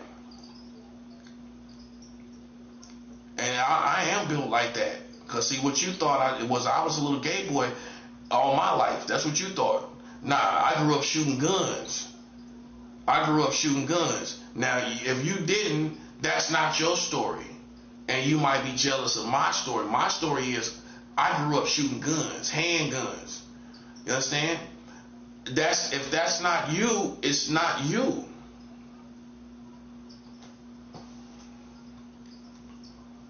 Okay? But it's me though. So you could sit here and try to make me fit this corny position because you think you can find corniness in me, and you can't. That's all I'm saying. No, you can't find no corniness in me. No. You ain't gonna find no corniness in me. You know what I'm saying? And see, that's what bugs people. You're just waiting for a contradiction, but you ain't gonna find it. That's it. That's all it is. You wait for a contradiction that you ain't gonna find. You know, and that's what people hate about you. When you really thorough, they can't find that lame boy contradiction. No, you ain't gonna find that. You gonna spin your wheels until you learn. You ain't gonna find me being lame. No, you not. No, you not. No, you not, buddy. And so, you know, you gotta make sure you ain't suspect out here where you're so worried about the next man's business, which is suspect to me. You know what I'm saying? I'm not, as a grown man, I'm not too worried about what anybody's doing, whether they straight or gay anyway. A man, no. I'm not too worried about what he doing in his bedroom anyway. That's where you become a little suspect. Yeah, well, yeah, I feel that way. Because it's not in a man's nature to be obsessed with somebody else's sexuality. As a man, no. I don't care what he do, okay? You might say, okay, he do this, well, I'm not that concerned about it. I'm not that concerned about it, and I never will be that concerned about, as a grown man, what some other dude is doing in his bedroom. It don't matter. It don't matter. It don't matter what it's about, whatever. I'm just not going to be that concerned about it. And especially if he ain't out here in these streets where I can see him doing something. If I don't see him doing nothing and he minding his business, how much concern, what kind of man would I be to be concerned about what he doing? What kind of man would that make me?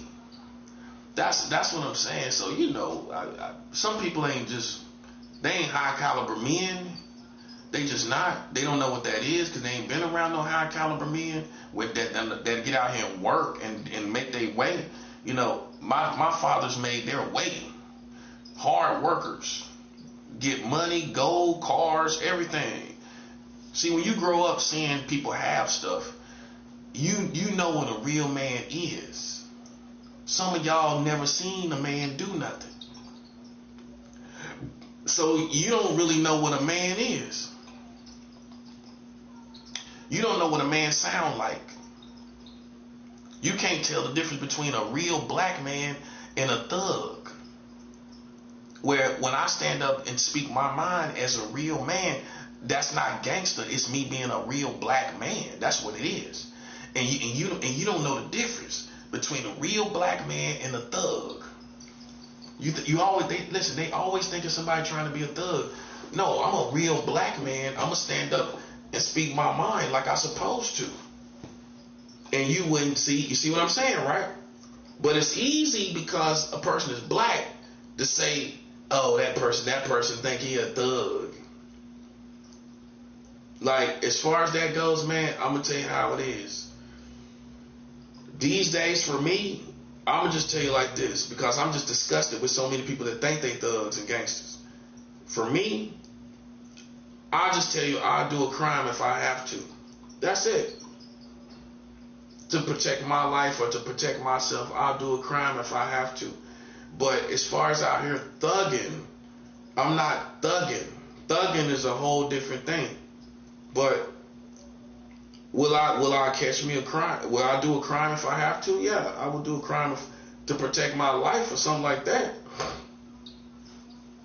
Okay, but I respect that more when somebody say, well, I'm not thugging, but I'll do me a crime. I'll do some crimes if I have to. You know, but I'm not actively thugging, because thugging is about money. at the end of the day, you know, call me old school, but thugging is about money. Right. I mean, right. So anything else is almost gonna get put in the category of mental sickness, because if you're just out here trying to hurt people, if you out here just ready for a problem, or you know, it's gonna get thrown almost in the category of being psychotic, like you suffer from psychosis. That's why I tell people, man, half of these people out here, they suffer from mental sickness, man. I'm telling you, that's what it is. They ain't thug life, they ain't gangsters, they ain't real soldiers, or nothing that we talking about. None of these creatures, none of these animals, they ain't none of that. They suffer from psychosis. You know what I'm saying? They suffer from mental sickness, man. That's all it is. You know what I'm saying? But they hide behind the streets, or hide behind hip hop and the music and all of that stuff. And the truth is, man, they got mental health problems. Like I like to say, half these so-called thugs out there is bipolar, bro. That's all it is. You know what I'm saying? You get them some medicine, they'll be a whole different person. Me, I'm gonna be the same person because I'm not sick. That's the worst kind. That person is not sick and they're dangerous. I'm not sick though. Key information. I'm not sick, but I will protect myself. And you're not gonna play with me. And that's more dangerous than somebody that's bipolar and somebody out here thugging, but they bipolar. That's why they thugging. You know what I'm saying? That's why. As opposed to somebody tell you, I'll do me a crime if I have to. That's like a normal person. I'm a normal person. I don't suffer from psychosis or nothing. I'll do a crime if I have to. I've evolved as a person to where I'm a soldier. But if it comes down to protecting my life, you know what I'm gonna do. That's what I'm saying. What I'm gonna do. You know what I'm saying? Try not to do stuff, and people acting like they got a problem. You know what I mean? So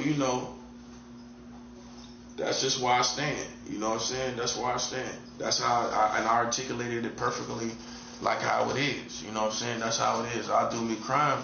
Like me, I done a crime in the past 10 years. I did a felony. You know what I'm saying? I didn't get caught. That's why I keep telling people. You know, people talk about stuff they did 20 years ago. It's just now 10 years ago when I did me a felony, you know. We took a car off the car dealership, right off the car dealership. Stole the car, everything. And I was the one driving, so if the police had caught up to us initially when we did it, I would have had a felony. I was with an old school robber too. It wasn't even no young dudes. I was with a dude that was around my age, right? But the main dude that got the keys and everything, this was an old school dude. Good over into his 50s, probably mid to late 50s, probably about 56, 57, something like that. And he was a complete stranger, and we did a crime together. Complete strangers. All of us were strangers to each other. All of us. It was 3 of us, and all of us were strangers. We all would have got arrested. We would have all got felonies. All 3 of us. And we didn't get caught. You know, so it's some people that do crimes and don't get caught. And because you ain't seen them in jail or they ain't talking about that, you figure they ain't got no juice or nothing. But they just didn't get caught though. You got them type of people. They're rare, but they're out there. They do crimes and they really don't get caught. You know what I'm saying? I can testify to that. You know, I can be transparent about that. You know, people do crimes and they don't get caught. I didn't get caught. Okay? Like, so that's recent as I've done a felony. That's the last time I did a felony. You know what I'm saying? Just now, 10 years ago. Just now. Not even technically 10 years ago. Okay? So, less than 10 years ago, I've done a crime. Felony.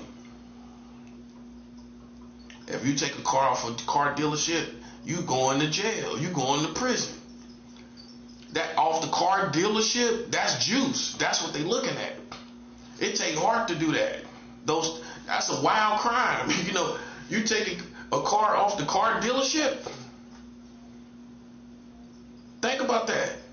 They gonna look at the nature of the crime, and you not gonna get released from jail. No, you not. That's a felony right there. All day.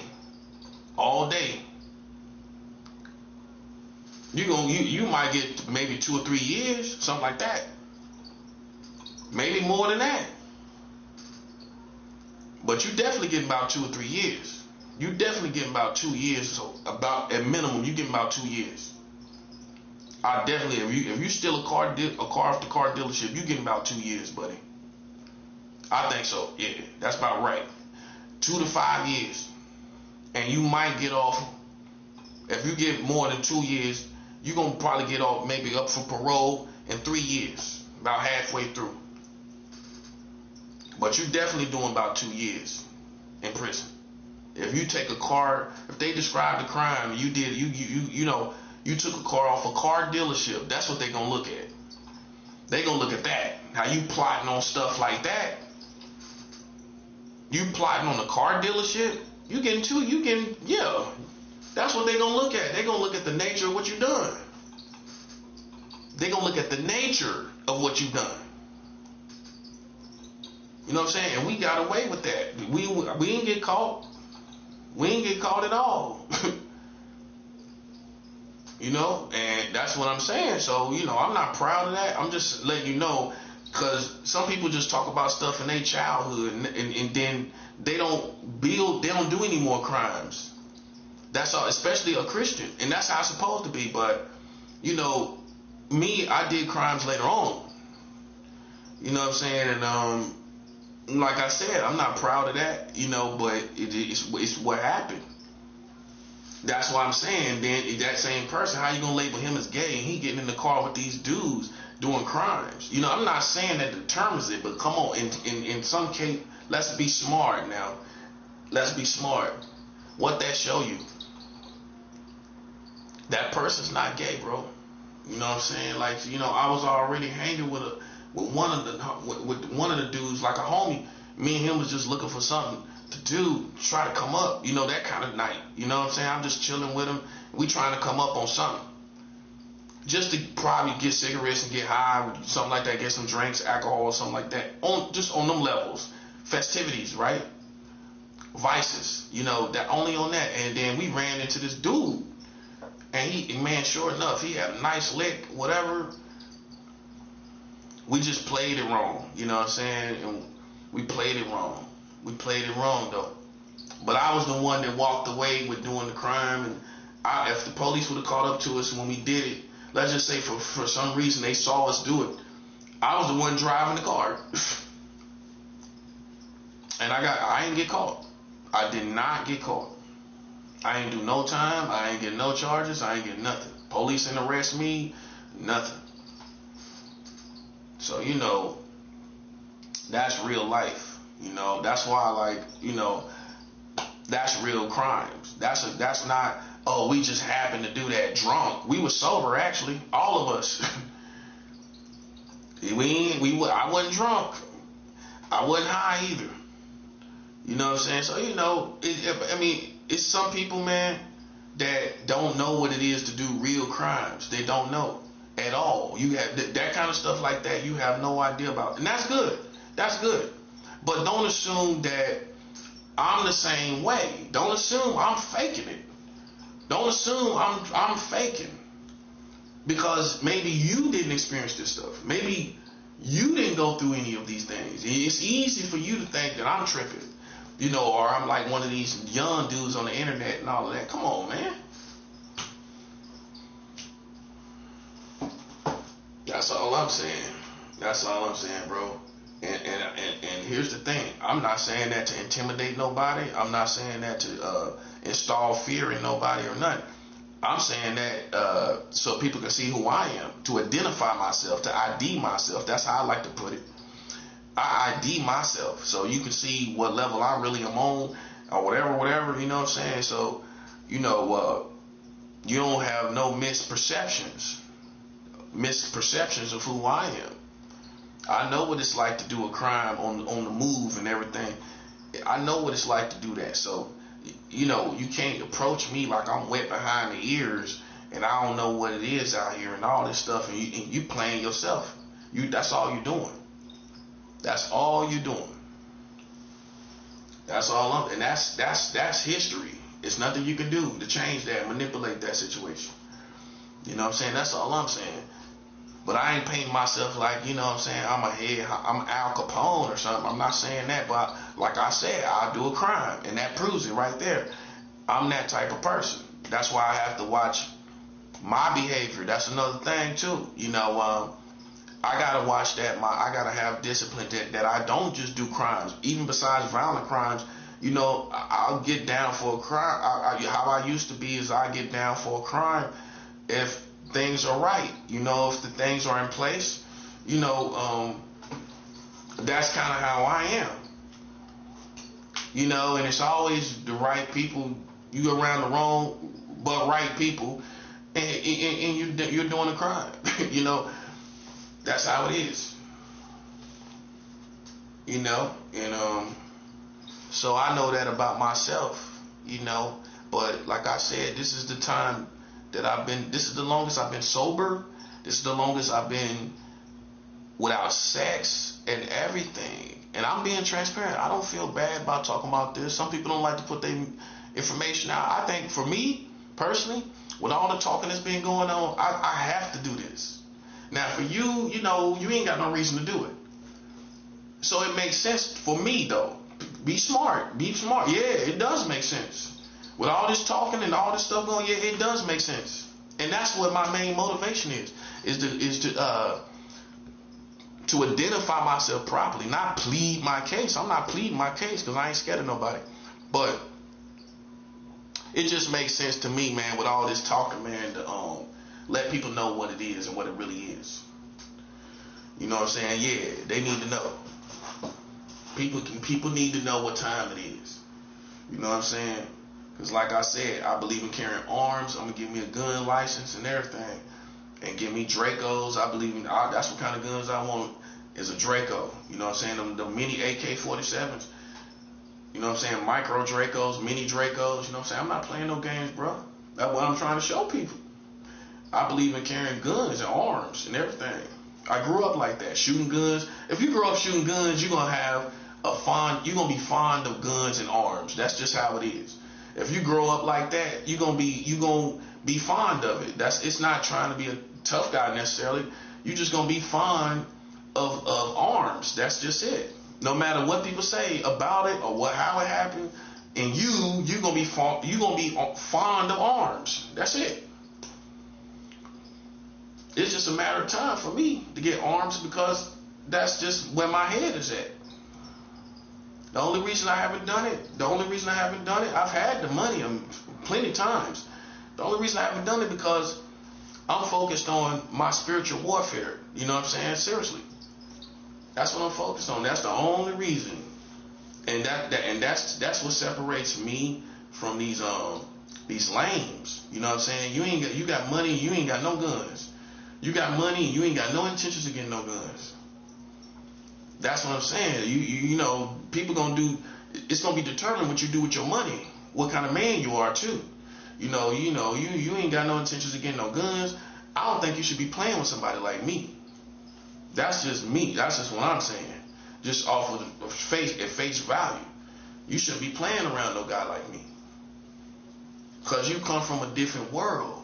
It's not fair for you to be able to play with me like you a tough guy, but then you not really. You know what I'm saying? You don't put your money in the areas of a street person where I'm trying to get me a pistol. You know what I'm saying? I'm dead serious. I go to every city inquiring about the gun plug. Who is the gun plug? You know what I'm saying? When I was in California, I was already lining up me the gun plug already. By finding out how much money it costs for a gun out there. They was talking about like what, $360 in California. like $360. You know what I'm saying? I could have easily got that if I had if they had good EBT cash hits. You know what I'm saying? Cause you hit that twice, boom, that's it. That's in 1 month. You're gonna get that gun at the end of the month. You know, I'm just saying, man, like that's me. Like, okay, so next time you think I'm not in my lane, that's when I done crimes. I showed you I just did felonies. I don't know what you, sometimes people want you to look a certain way for them to believe you. And they wind up being a victim to you because they don't believe you and they keep playing around you. You know what I'm saying? So like, I'm not in high school. I don't perform and do theatrics for the community or for the surrounding people. I don't play those type of games, man. It's corny to me. So now you can see I've done crimes, bro, and that's what I'm trying to show you. But now I'm a man of God. I'm a man of God. I'm not, I'm not out here thugging. You know, I'm a man of God. It ain't no time to be out here in the streets, man. It's just too much surveillance. That's the main reason why I wouldn't. It's too much surveillance. It's too much surveillance out there. Man, you can't do nothing out there without people seeing it, man. All them cameras and everything out there. If you lucky if you made it through the streets and you got your freedom and you ain't got no felonies and that's why I ain't making no mistakes. And sometimes when people don't see you make the mistakes, they think that you ain't really got that juice. Cause they ain't see you do nothing. Some people gotta see you do something. You know what I'm saying? I don't care about that. I don't care about that. I know one thing for sure. When you do a crime, it's hard to get it off your life. It's hard to get it off your record and out of your life. One crime, you'll be spending 10, 12 years trying to get it out your life. One crime. You know what I'm saying? And so the rookies don't know no better. You know what I'm saying? They go upstate and spend 5, 10 years till they have to know better.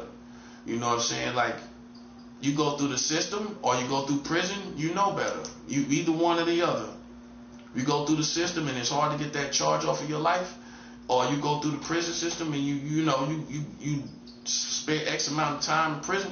You learn how easy it is for one crime to affect your life. That's all you need to that's what the purpose is, really. That's what the purpose is. They're going to put that emphasis on that one crime through all the things they send you through to punish you for that one crime and how hard it is to get it off your life, off your record. Right? To where you take precaution about everything you do. That's why I know an old head ain't going to do no crimes out here like that. No. You already know how easy it is to get caught up, and you upstate or you wherever in the other city you in, you going to prison. You know what I'm saying? It's too late in the evening to be going to prison. The mark of the beast might get issued and you in prison, it's over. Because they're gonna just line you up and make you take it, or you're gonna die.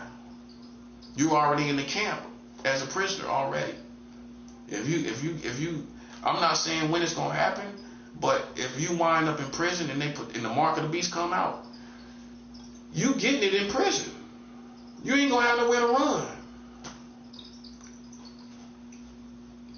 With that being said, it's not no time to be getting locked up.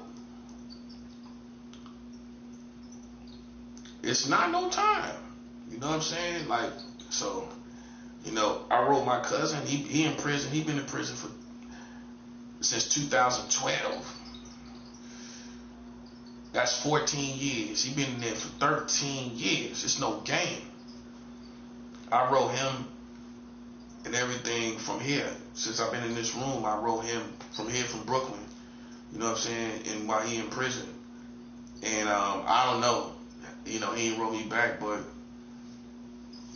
I don't know, man. I don't know. Maybe in the whole, it could be a lot of different reasons. Other things going on in his life.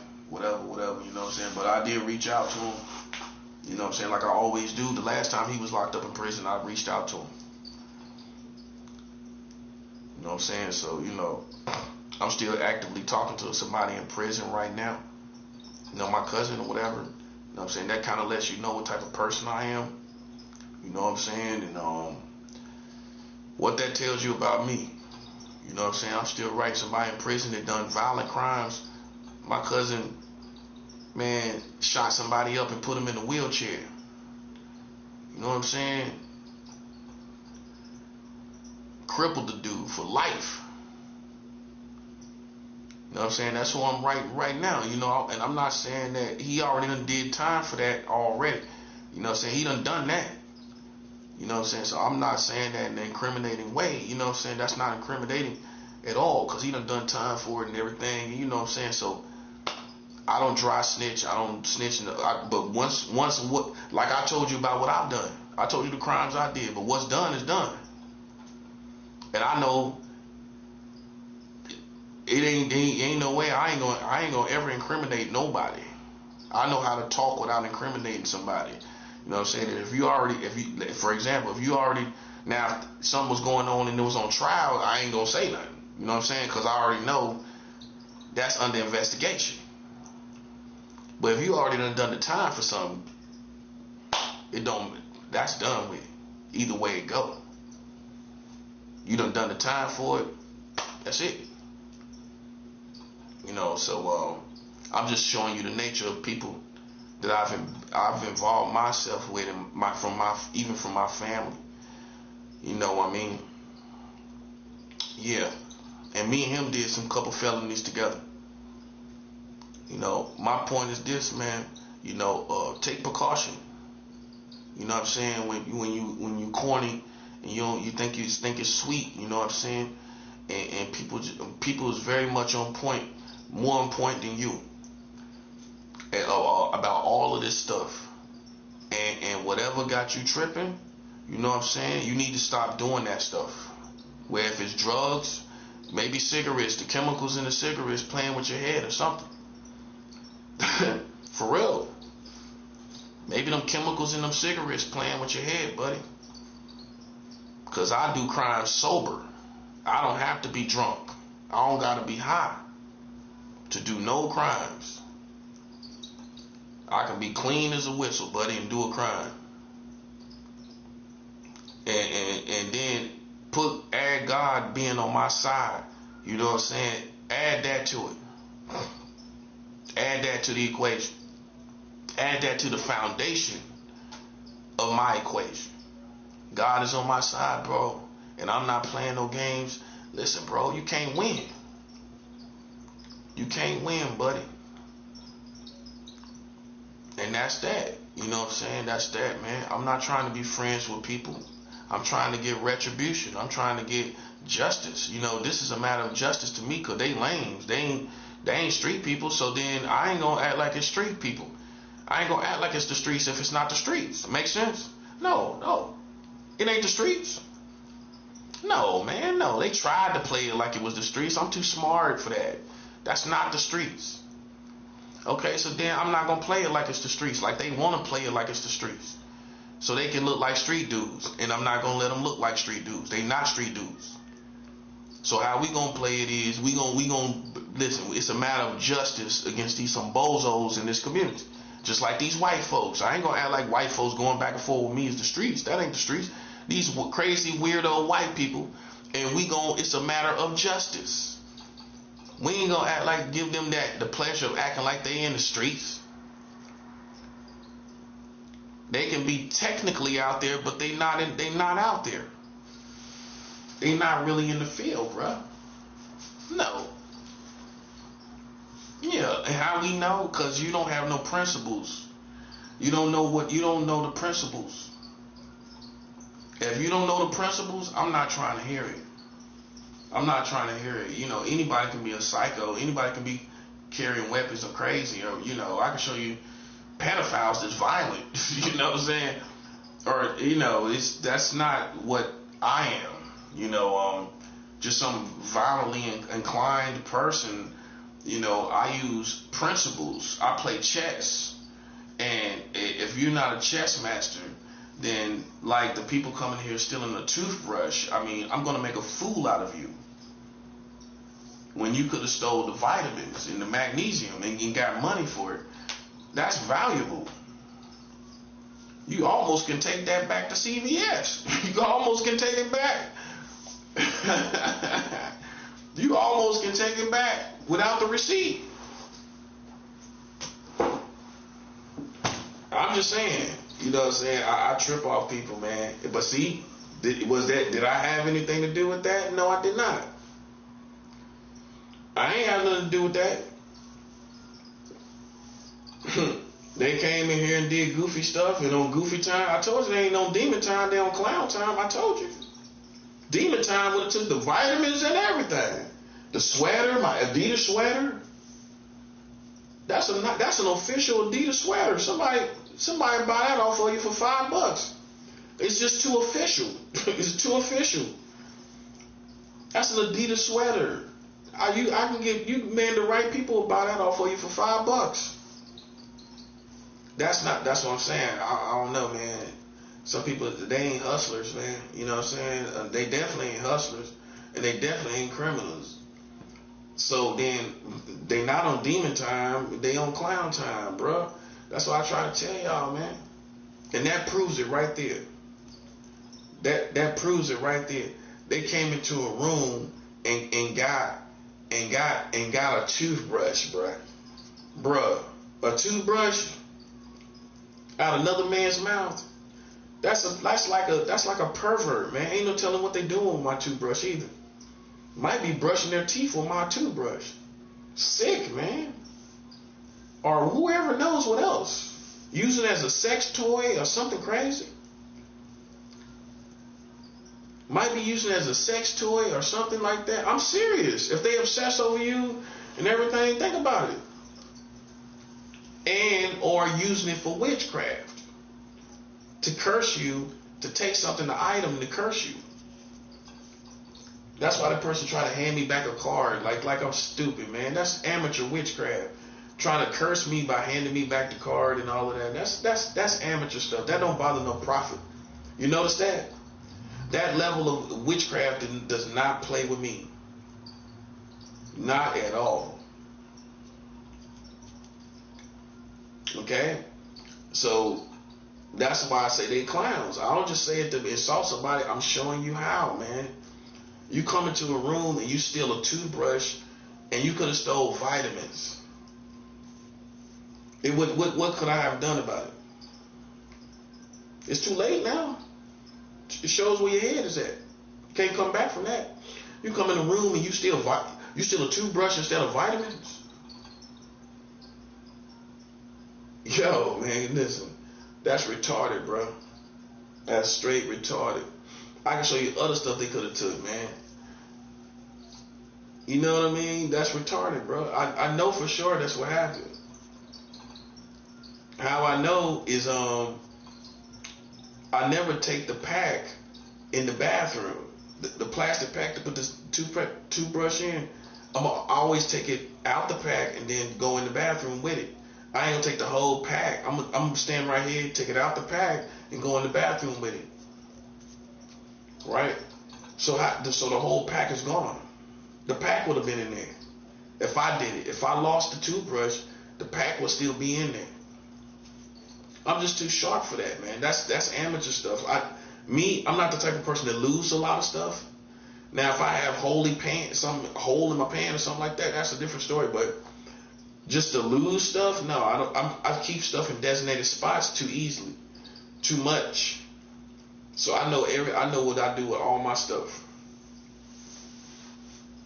I know what I do with all my stuff. Okay, and they took a toothbrush and then left the vitamins. Who does that? Who does that, bro? That's why this is the perfect example of showing you they're not on demon time. I'm trying to show you that's clown time. Stop acting like these people so evil, man. So if you take a toothbrush from me, you're evil. That's an evil person to you. but leave vitamins in here. Man, come on, bro. Come on, man. That's why I try to tell y'all, man. And left money in here, silver dollar, everything. I mean, if you're already doing something, why be haphazard about it? That's my point. That's my thing. If you're already doing something, then why be haphazard? You know what I mean? Like, man, that's what I'm saying, bro. That's why I like. And to me, but the thing about it, it don't even matter who it is. It does not matter. I don't care who it is. I don't even personally care. Whoever that person is irrelevant to me. I don't even care who it is. Yeah, I don't care who it is. All I know is this is why I think you a sucker, because you left vitamins, which means you're either a haphazard thief or a corny person, one or the other, which both are corny to me. You come into somebody's room and you're haphazard and you don't take this. This is gold. This is gold. This is nutrients. Stupid. That's how I know you. It's an amateur person. It's a minute person. It's a low caliber person. It just is. You gonna know vitamins is worth a lot. That's what I'm saying. And most people ain't gonna turn down the vitamins. I don't know nobody gonna say, "Oh, I don't want to take the vitamins." I mean, it's just something that you can have, and it's just right there on top of the chest of drawer. That's just what's funny to me. That's just like that's a clown, bro. All day, bro. That's all I'm saying. Yeah, bro. Ain't no other way to look at it, man. Ain't nobody I know that do crimes or anything like that is gonna come into a room and take a toothbrush now. A toothbrush. That shows you what type of weirdo that is. Oh, what, for witchcraft? That ain't gonna do nothing to me. It ain't gonna do nothing to me, buddy. I'm smarter than you thought.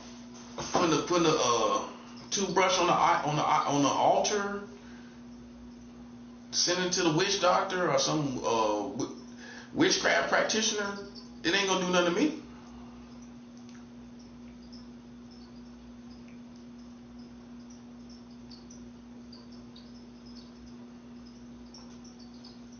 Okay, it ain't gonna do nothing to me.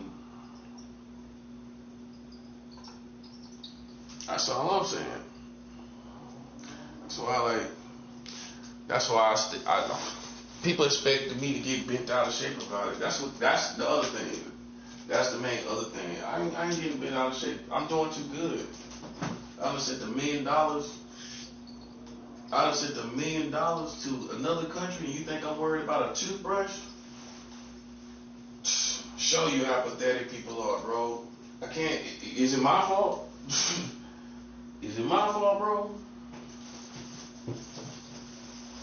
Like, if I'm a criminal, man, and I come into a room, I'm not gonna be haphazard. You know what I'm saying? I'm not gonna be haphazard. Because you're already in a situation where it could be dangerous, it could be trouble. So why be haphazard? You on crime, you in crime time. Then why be haphazard about it? Because, man, I told y'all, man, dudes ain't built like that, bro. That's the insinuation is you know you dark or you're a problem or whatever, you know, and that's not never. I don't feel that way. I don't feel that way about you. I don't feel like you're a problem for me. That's what I'm saying. You're not a problem for me, buddy. And that's what you want me to perceive you as. You're not a problem for me.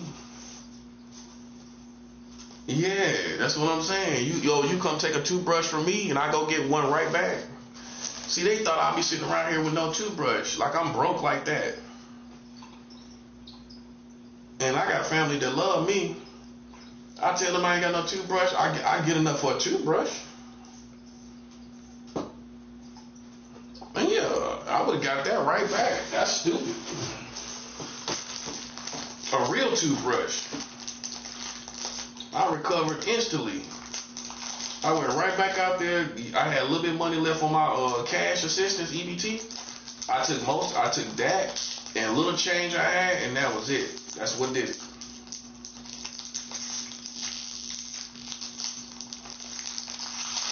That's stupid. It really is. You know what I'm saying? Like, that shows you right there, man, what we dealing with. It's a perfect example. Now they feel stupid. Like, well, why didn't I get the vitamins? Even if it was for no other reason but to sabotage this person. Not for yourself.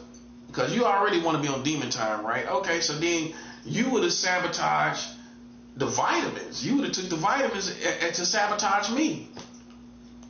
Corny, man. That's all I'm saying. They not built like that. You would have took the vitamins to sabotage me and throw me off. Cause I'm strong as an ox over here. I guess you don't know what vitamins do you? You still a child, don't you? Well, when you become a man, you realize what vitamins do to a person. I mean, listen. I don't try to humiliate people, but they do it to themselves, bro. I promise you, man. I promise you they do. I don't even know who it is, so I ain't even talking to no one. It could be anybody. I learned. Listen, I ain't gonna know. I don't know. It could be anybody, but the bottom line is whoever it was petty. Petty as they come. You taking toothbrushes, bro? Really? That's a bum move. That's a bum. I'm telling you. A thief gonna see them vitamins. A thief gonna say, I can use those vitamins through the winter time.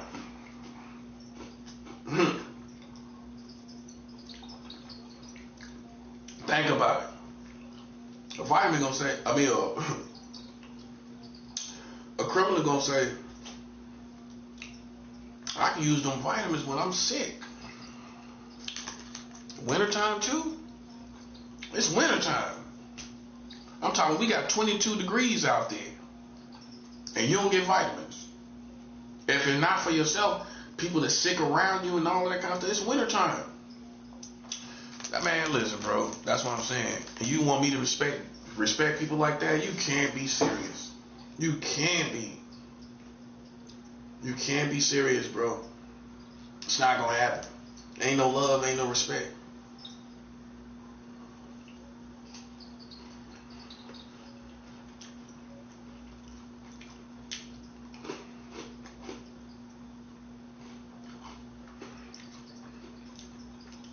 How you come in the room and you don't still know, and you don't take no vitamins? That's what I'm saying. I told you they lame, bro. Now you see what I mean. You come into my room to try to disturb me because I just gave $1 million. You trying to just throw me off. You trying to get me the rage and to go downstairs and flip out on somebody. That's what you want me to do. You want me to go downstairs and flip out on one of these women, don't you? Oh yeah, they want me to flip out on the woman even worse. So that somebody can try to jump into it. Right.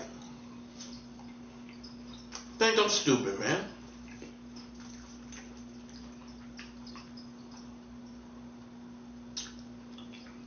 I ain't wasting no time on these females. Nobody here matters to me. I don't know anybody. I couldn't tell you one person's name in this building. Not one person. And they don't. The only way they know my name is on them papers down there, or they in the politics or whatever. But personally, they ain't hear me tell me the. They ain't hear me tell them my name. And I don't know their name. And I like it like that. I like it just like that. So when me and you see each other, it ain't no reason for you to speak to me and try to talk to me for what? I don't know you. and you don't know me. So why you trying? Why? So how can me and you be so familiar? You feel me? That's how you know they in your politics. How you looking at my face like that? Me and you, that's not normal. That means you already know something about me. Because why you so familiar with me? Think about it. Why you want to know me so much? Why you speaking to me so much? And I wear a mask all the time. So how you gonna just be speaking to somebody with a mask on? That tells you that person don't want to be bothered. If I wear a mask, you think I want to be friendly. You think I want to be friendly wearing a mask? Do it look like I want to be friendly?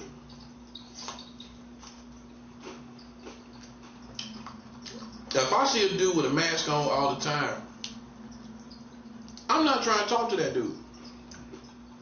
That's just me. Because I know that most likely he don't want to be bothered.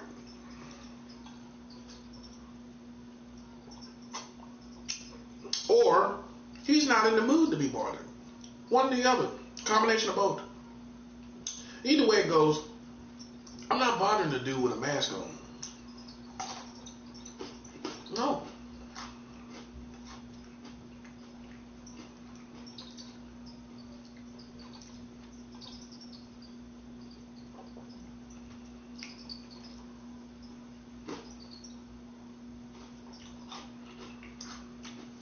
So you thought me and you was the same.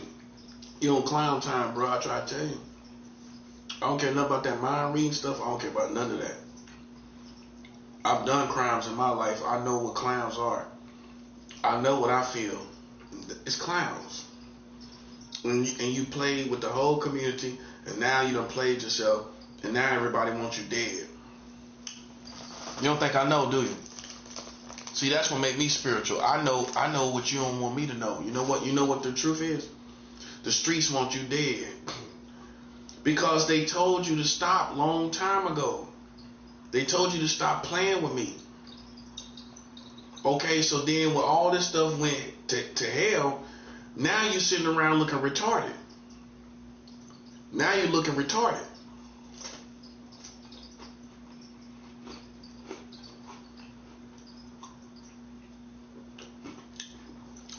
The streets want you dead, buddy.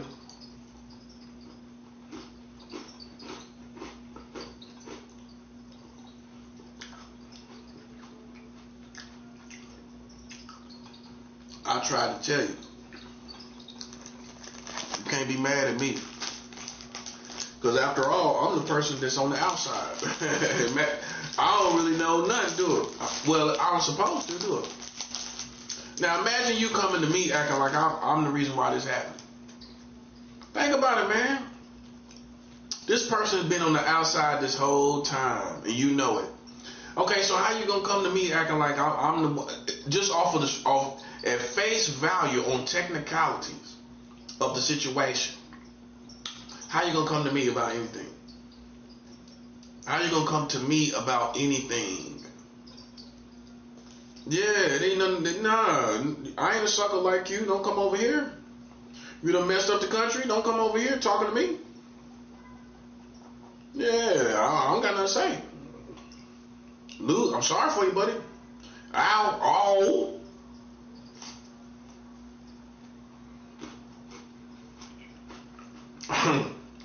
You played yourself, buddy. That's the worst. Listen, you played yourself worse than anybody I ever seen.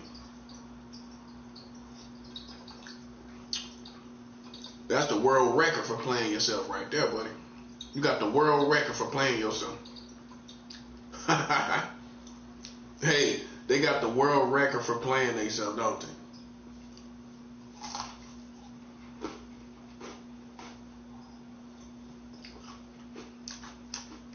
Tell these secret societies they got the world record for playing themselves.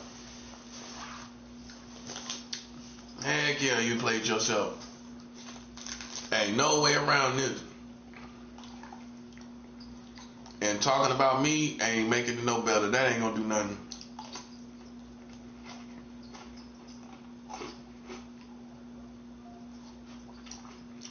is you played yourself. Okay? And you thought you was going to make me a scapegoat. You was going to come around and make me a scapegoat for what you did. Retarded, bro. That ain't going to work on me. You thought I was a sucker. I'm not. I just think I'm just a man of God, minding my business.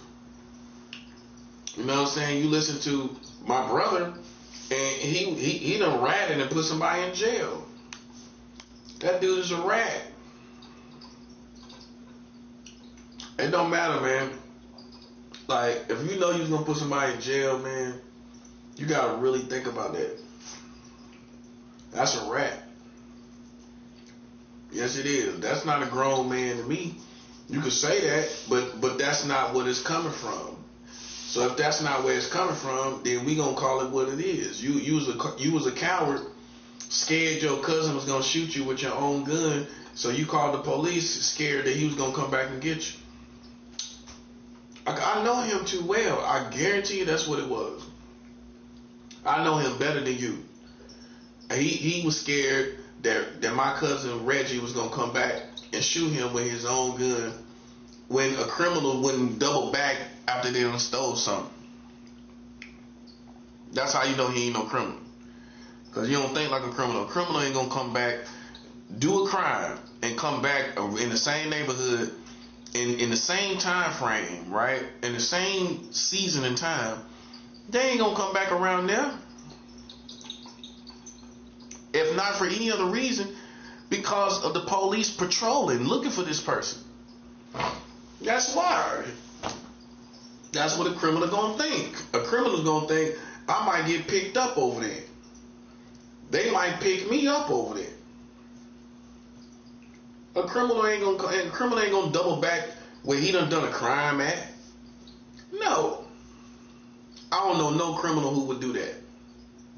Unless you really had to. You had to go back over there in that neighborhood.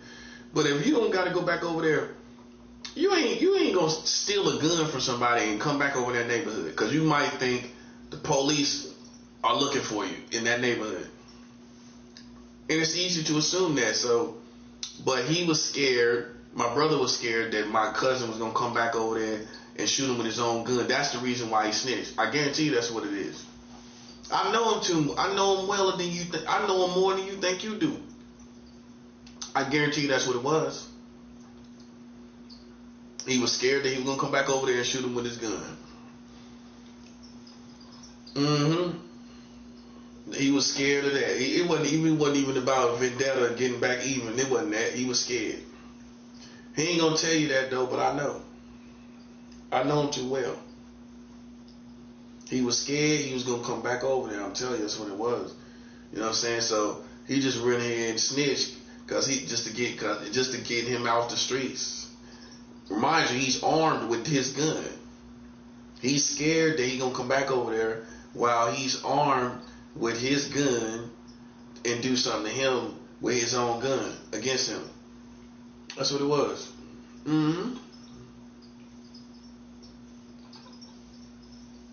You don't know him well enough to know that. I'm telling you, I know. That's what it was. You know your own family, man. Come on. I guarantee you that's what it was. He was sitting up there paranoid, thinking he was going to come back over there and do something to him with his own gun. Sitting up there smoking and getting paranoid. You know what I mean? Think about it. Looking at the door, thinking it's on a whole other level that it ain't, and ain't nobody even thinking about him. But he thinking he was, and he going to come back over there and do something to him. So he called the police to get him off the streets. Because he was scared of him. He wanted him off the streets because he was scared of him. That's what it was. That's all it was. That's why he did it, which makes you more of a coward.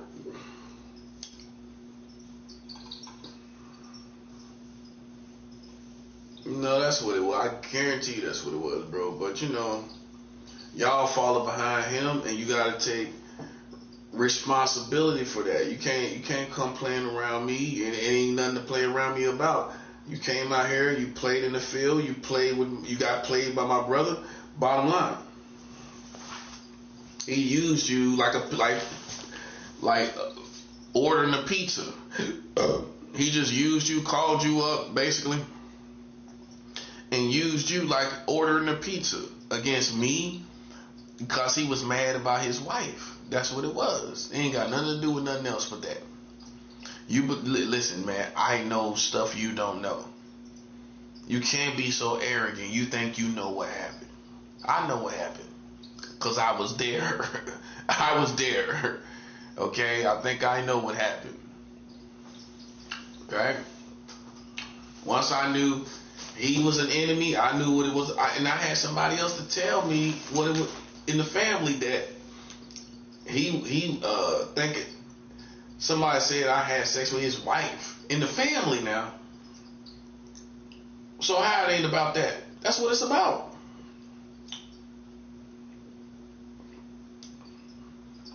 That's common sense, man. That's why I like, man. That's why God ain't letting y'all get away with it, bro. You played yourself. I hope you had fun, because this is the last thing y'all gonna do. I hope you had fun, because it's the last thing y'all gonna do. It's the calm before the storm. I done put $1 million down there in South America. Watch what happened. And look, don't get mad at me, because this is just my response to all this stuff. It's justified already. It's justified already. Let's put it like that. And as long as I'm doing it this way, ain't nobody gonna stop it. You doing it God's way, you know what I'm saying? Ain't nobody gonna stop what I'm doing. After all you done, and then I'm doing it God's way, nobody's gonna stop it. I'm sorry to tell you, buddy. People in other countries will laugh you to a scorn. You scared of church offerings? You're scared of a church offering. You're scared of church. The Americans are scared of church offerings now. Oh, the Americans are scared of a man that's fasting. He's fasting and giving church offerings. They laugh at you to a scorn in another country. That's why you don't play with a spiritual man. I make you look like you going crazy. Okay, that's why I don't play with spiritual people. You came out here with my brother, you lost. Simple as that. That's life. And God is waiting for anybody to play a game like it's a game, tearing this whole community apart, buddy. It's that simple. It's too many of you that don't matter because you do too many things for you to matter. You don't matter anymore. You think you do. You don't. That's how you need to be told. You don't matter anymore. Okay? You're conceited and you think you matter. You don't matter. Okay? You don't. Okay? You don't matter. Okay, it's what it is. This is the calm before the storm. This is the calm before the storm, buddy. Because now that I put that $1 million down in Colombia, listen, buddy, trust me, I'm expecting mighty, mighty things. I just came off a fast after I sent the money, so now I'm back in the spirit, back in the house. Like I said before, guys, if you're running errands, between running errands and giving offerings out here in the community, whatever you're doing out there, and of course you don't do it all month, right? What you have to do is come in and fast, right? After you do your errands and run your errands. That's what you got to do. Okay? Okay, so when you do that, you're going to get back in the spirit.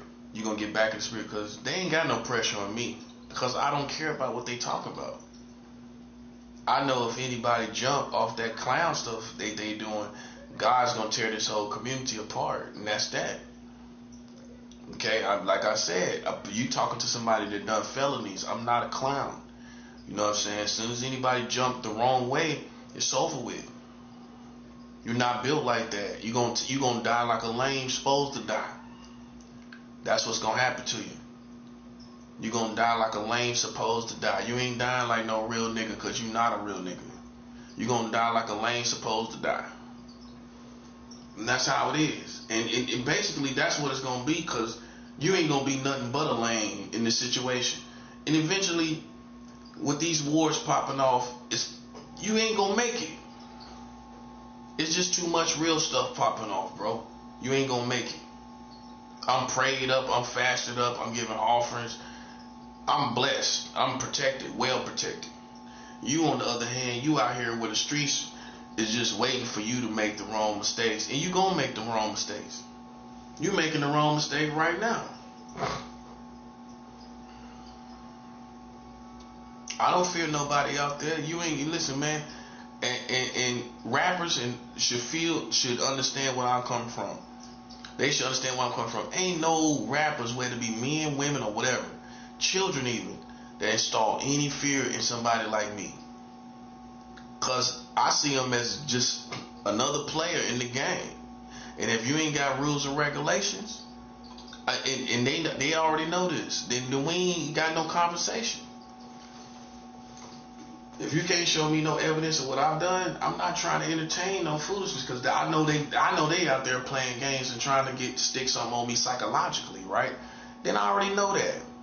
All right, so then obviously they're gonna play games in that same area if that's what they're trying to look for. Okay, so we already know that's them. That's what it is. Okay, so we already know they're trying to stick stuff on people psychologically. So I ain't gonna listen to nothing they talking about psychologically on this person, because we already know you playing games. Tell you ain't gonna get nothing on me. I'm gonna tell you what's gonna happen. Your country's gonna be shut down very soon, buddy. While Trump is receiving Nobel Peace Prizes, maybe they gave you some hope. Listen, buddy, you playing with God's kingdom, buddy. Trump can't do nothing about it. Him getting a Nobel Peace Prize ain't gonna do nothing about it. Ain't nothing. They gotta come to me.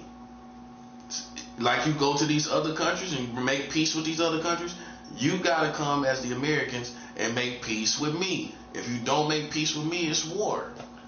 You can get mad, and I know why you're mad. You know why you're mad? You're mad because I exposed you for marrying children. That's what you're mad about.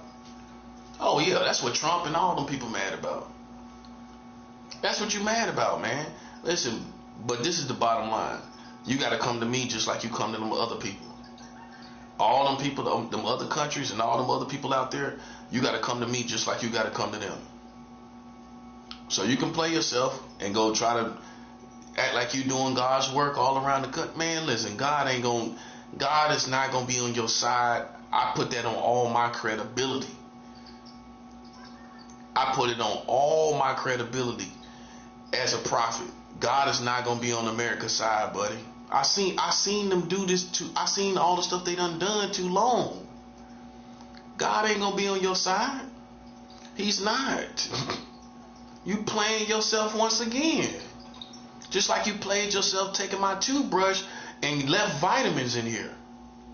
You know, you a lame, man. You know what I'm saying? And look, man, you did it to yourself, didn't you? You came into my room and showed everybody how much of a lame you are. You left vitamins, but you think you're gonna talk outside the window. You a clown, bruh. Man, you a clown, bruh. On everything I love, man. You a clown. And I ain't gonna never change that perspective of you. You know what I'm saying? That's just what it is. I don't care if you got a gun on you. I don't care what you got on you. You a clown. I call it how I see it. I base it on what you do and don't do. And when you don't do vitamins and magnesium, but you take a toothbrush out of a room, you deserve to be called a clown. You deserve that. Okay? That's what it is. You know, so, you know, this is basically where it's at, man. I don't care nothing about this community. I know I'm ready to kill just like they think they ready to kill. I'm ready to do it on a whole nother level. I don't play games. I'm ready to kill anybody step my way and play in my lane, buddy. Try me and see what happens. Play with me. You ain't built like that. That's what I'm trying to show you. And you can get mad as you want to. You can get upset. You can feel however you want to feel. And guess what? I'ma still be saying the same thing. I'ma still be sitting right here, way more justified in my feelings and anger than you. I'm way more justified than you on every situation. Okay, so you just clowns. I mean, look at, they using kids right now outside the window. Man, come on, bro. You think I get this reputation for being an amateur? I know every little clown game you play, and you ain't making me feel no type of way that you trying to make me feel. I don't feel that way. I don't feel no way you trying to make me feel. I'm winning. That's how I feel. You know how I feel? I feel like I just put $1 million down in South America while you got kids screaming outside the window and you taking toothbrushes. You taking toothbrushes, right? You taking a toothbrush with kids screaming outside the windows. Man, come on, bro. That's a clown. That's not a clown to you. What is it then? It ain't. It's a clown to me. I don't find it evil. What you thought it was? What were you going for? A evil look or a evil reputation? You wanted an evil You're not gonna get no evil reputation for putting a kid outside of a door. I don't care. You ain't torturing me. I'm torturing you. Pay attention. Look at your world. Look at the world you live in. Since I came into this building, look how much the world done changed. You see how much the world done changed? Man, listen, bro. Y'all good as dead, buddy. I've already finished my objective. I'm already done. It's already over. Because you rogue. You're rogue as a community. America is rogue. They off track with Maduro. Everybody, listen. Everybody want to get past Trump with Maduro by giving him the Nobel Peace Prize. That's not gonna work, buddy. That's not gonna work. See, there's more than one way to skin a cat. We gonna skin a cat a whole nother way. We ain't gotta try to arrest Trump for doing what he did to Maduro. They gon' that the curse of how they did it, how they did everything they doing, it's gonna catch up with them. It's gonna catch up with them way quicker than everybody think. And it don't matter how you manipulate, as long as you don't come talk to me. That goes for Trump. That goes for America as a collective community. As long as y'all try to talk to everybody else and work everything out. But you mad at me. You know why you mad at me? Because I'm talking about that y'all marrying them children. That's what you're mad about. And you should be mad at yourself. You know why? Because you passed those laws yourself, didn't you? You played yourself, didn't you? By marrying the children, didn't you? Yeah, you did.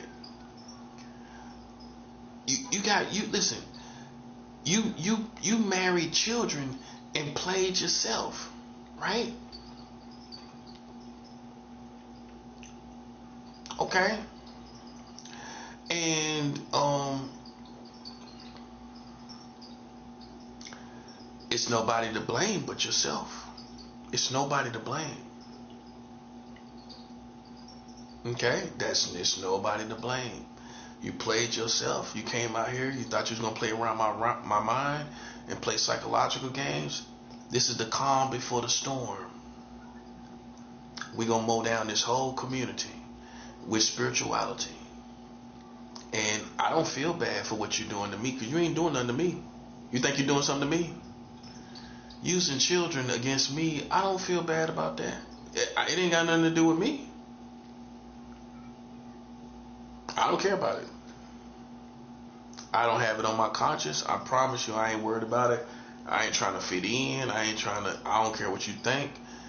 Not marrying children, I don't care what you think. So it don't matter. It don't matter what you do anymore. We've those levels of what you done. They was doing that last year, using that same little ugly little girl screaming up at the window. They was using that same little ugly little girl last year. They doing the same thing this year. That's what I'm saying. That's listen. We left you back, and I'm glad I brought that up. We left you back in 2025. You're not here anymore. We making $1 million transactions.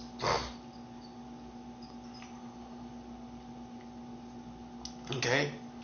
Eventually, these people, listen, the colder it gets, them little girls got to come out the cold, buddy. Winter is here. Winter is here in more than one way. Them little girls got to come out the cold, buddy. You know what I mean, don't you? Oh, it's about to turn up. And them little girls got to come out the cold. They can't stand out there in that cold, you know. Little girls can't stand in the cold too long, can they? No, they can't. She'll be going in a little bit. She'll be going in a little bit, won't she? Okay? So, you know, we don't care nothing about that. Well, that don't bother me at all. It's not in my world. See, what I learned is they're not in my world. They think they're in my world. They think they're in my world. But watch when they play around me, the stronger I get in God's power. Them people gonna start dying, bro. Including their children. They gonna start dying. Watch, you'll see. As this power increases on my life, they gonna start dying, man. Watch. You ain't gonna be able to explain it. How them people just dying? What happened? What happened to these people and their children?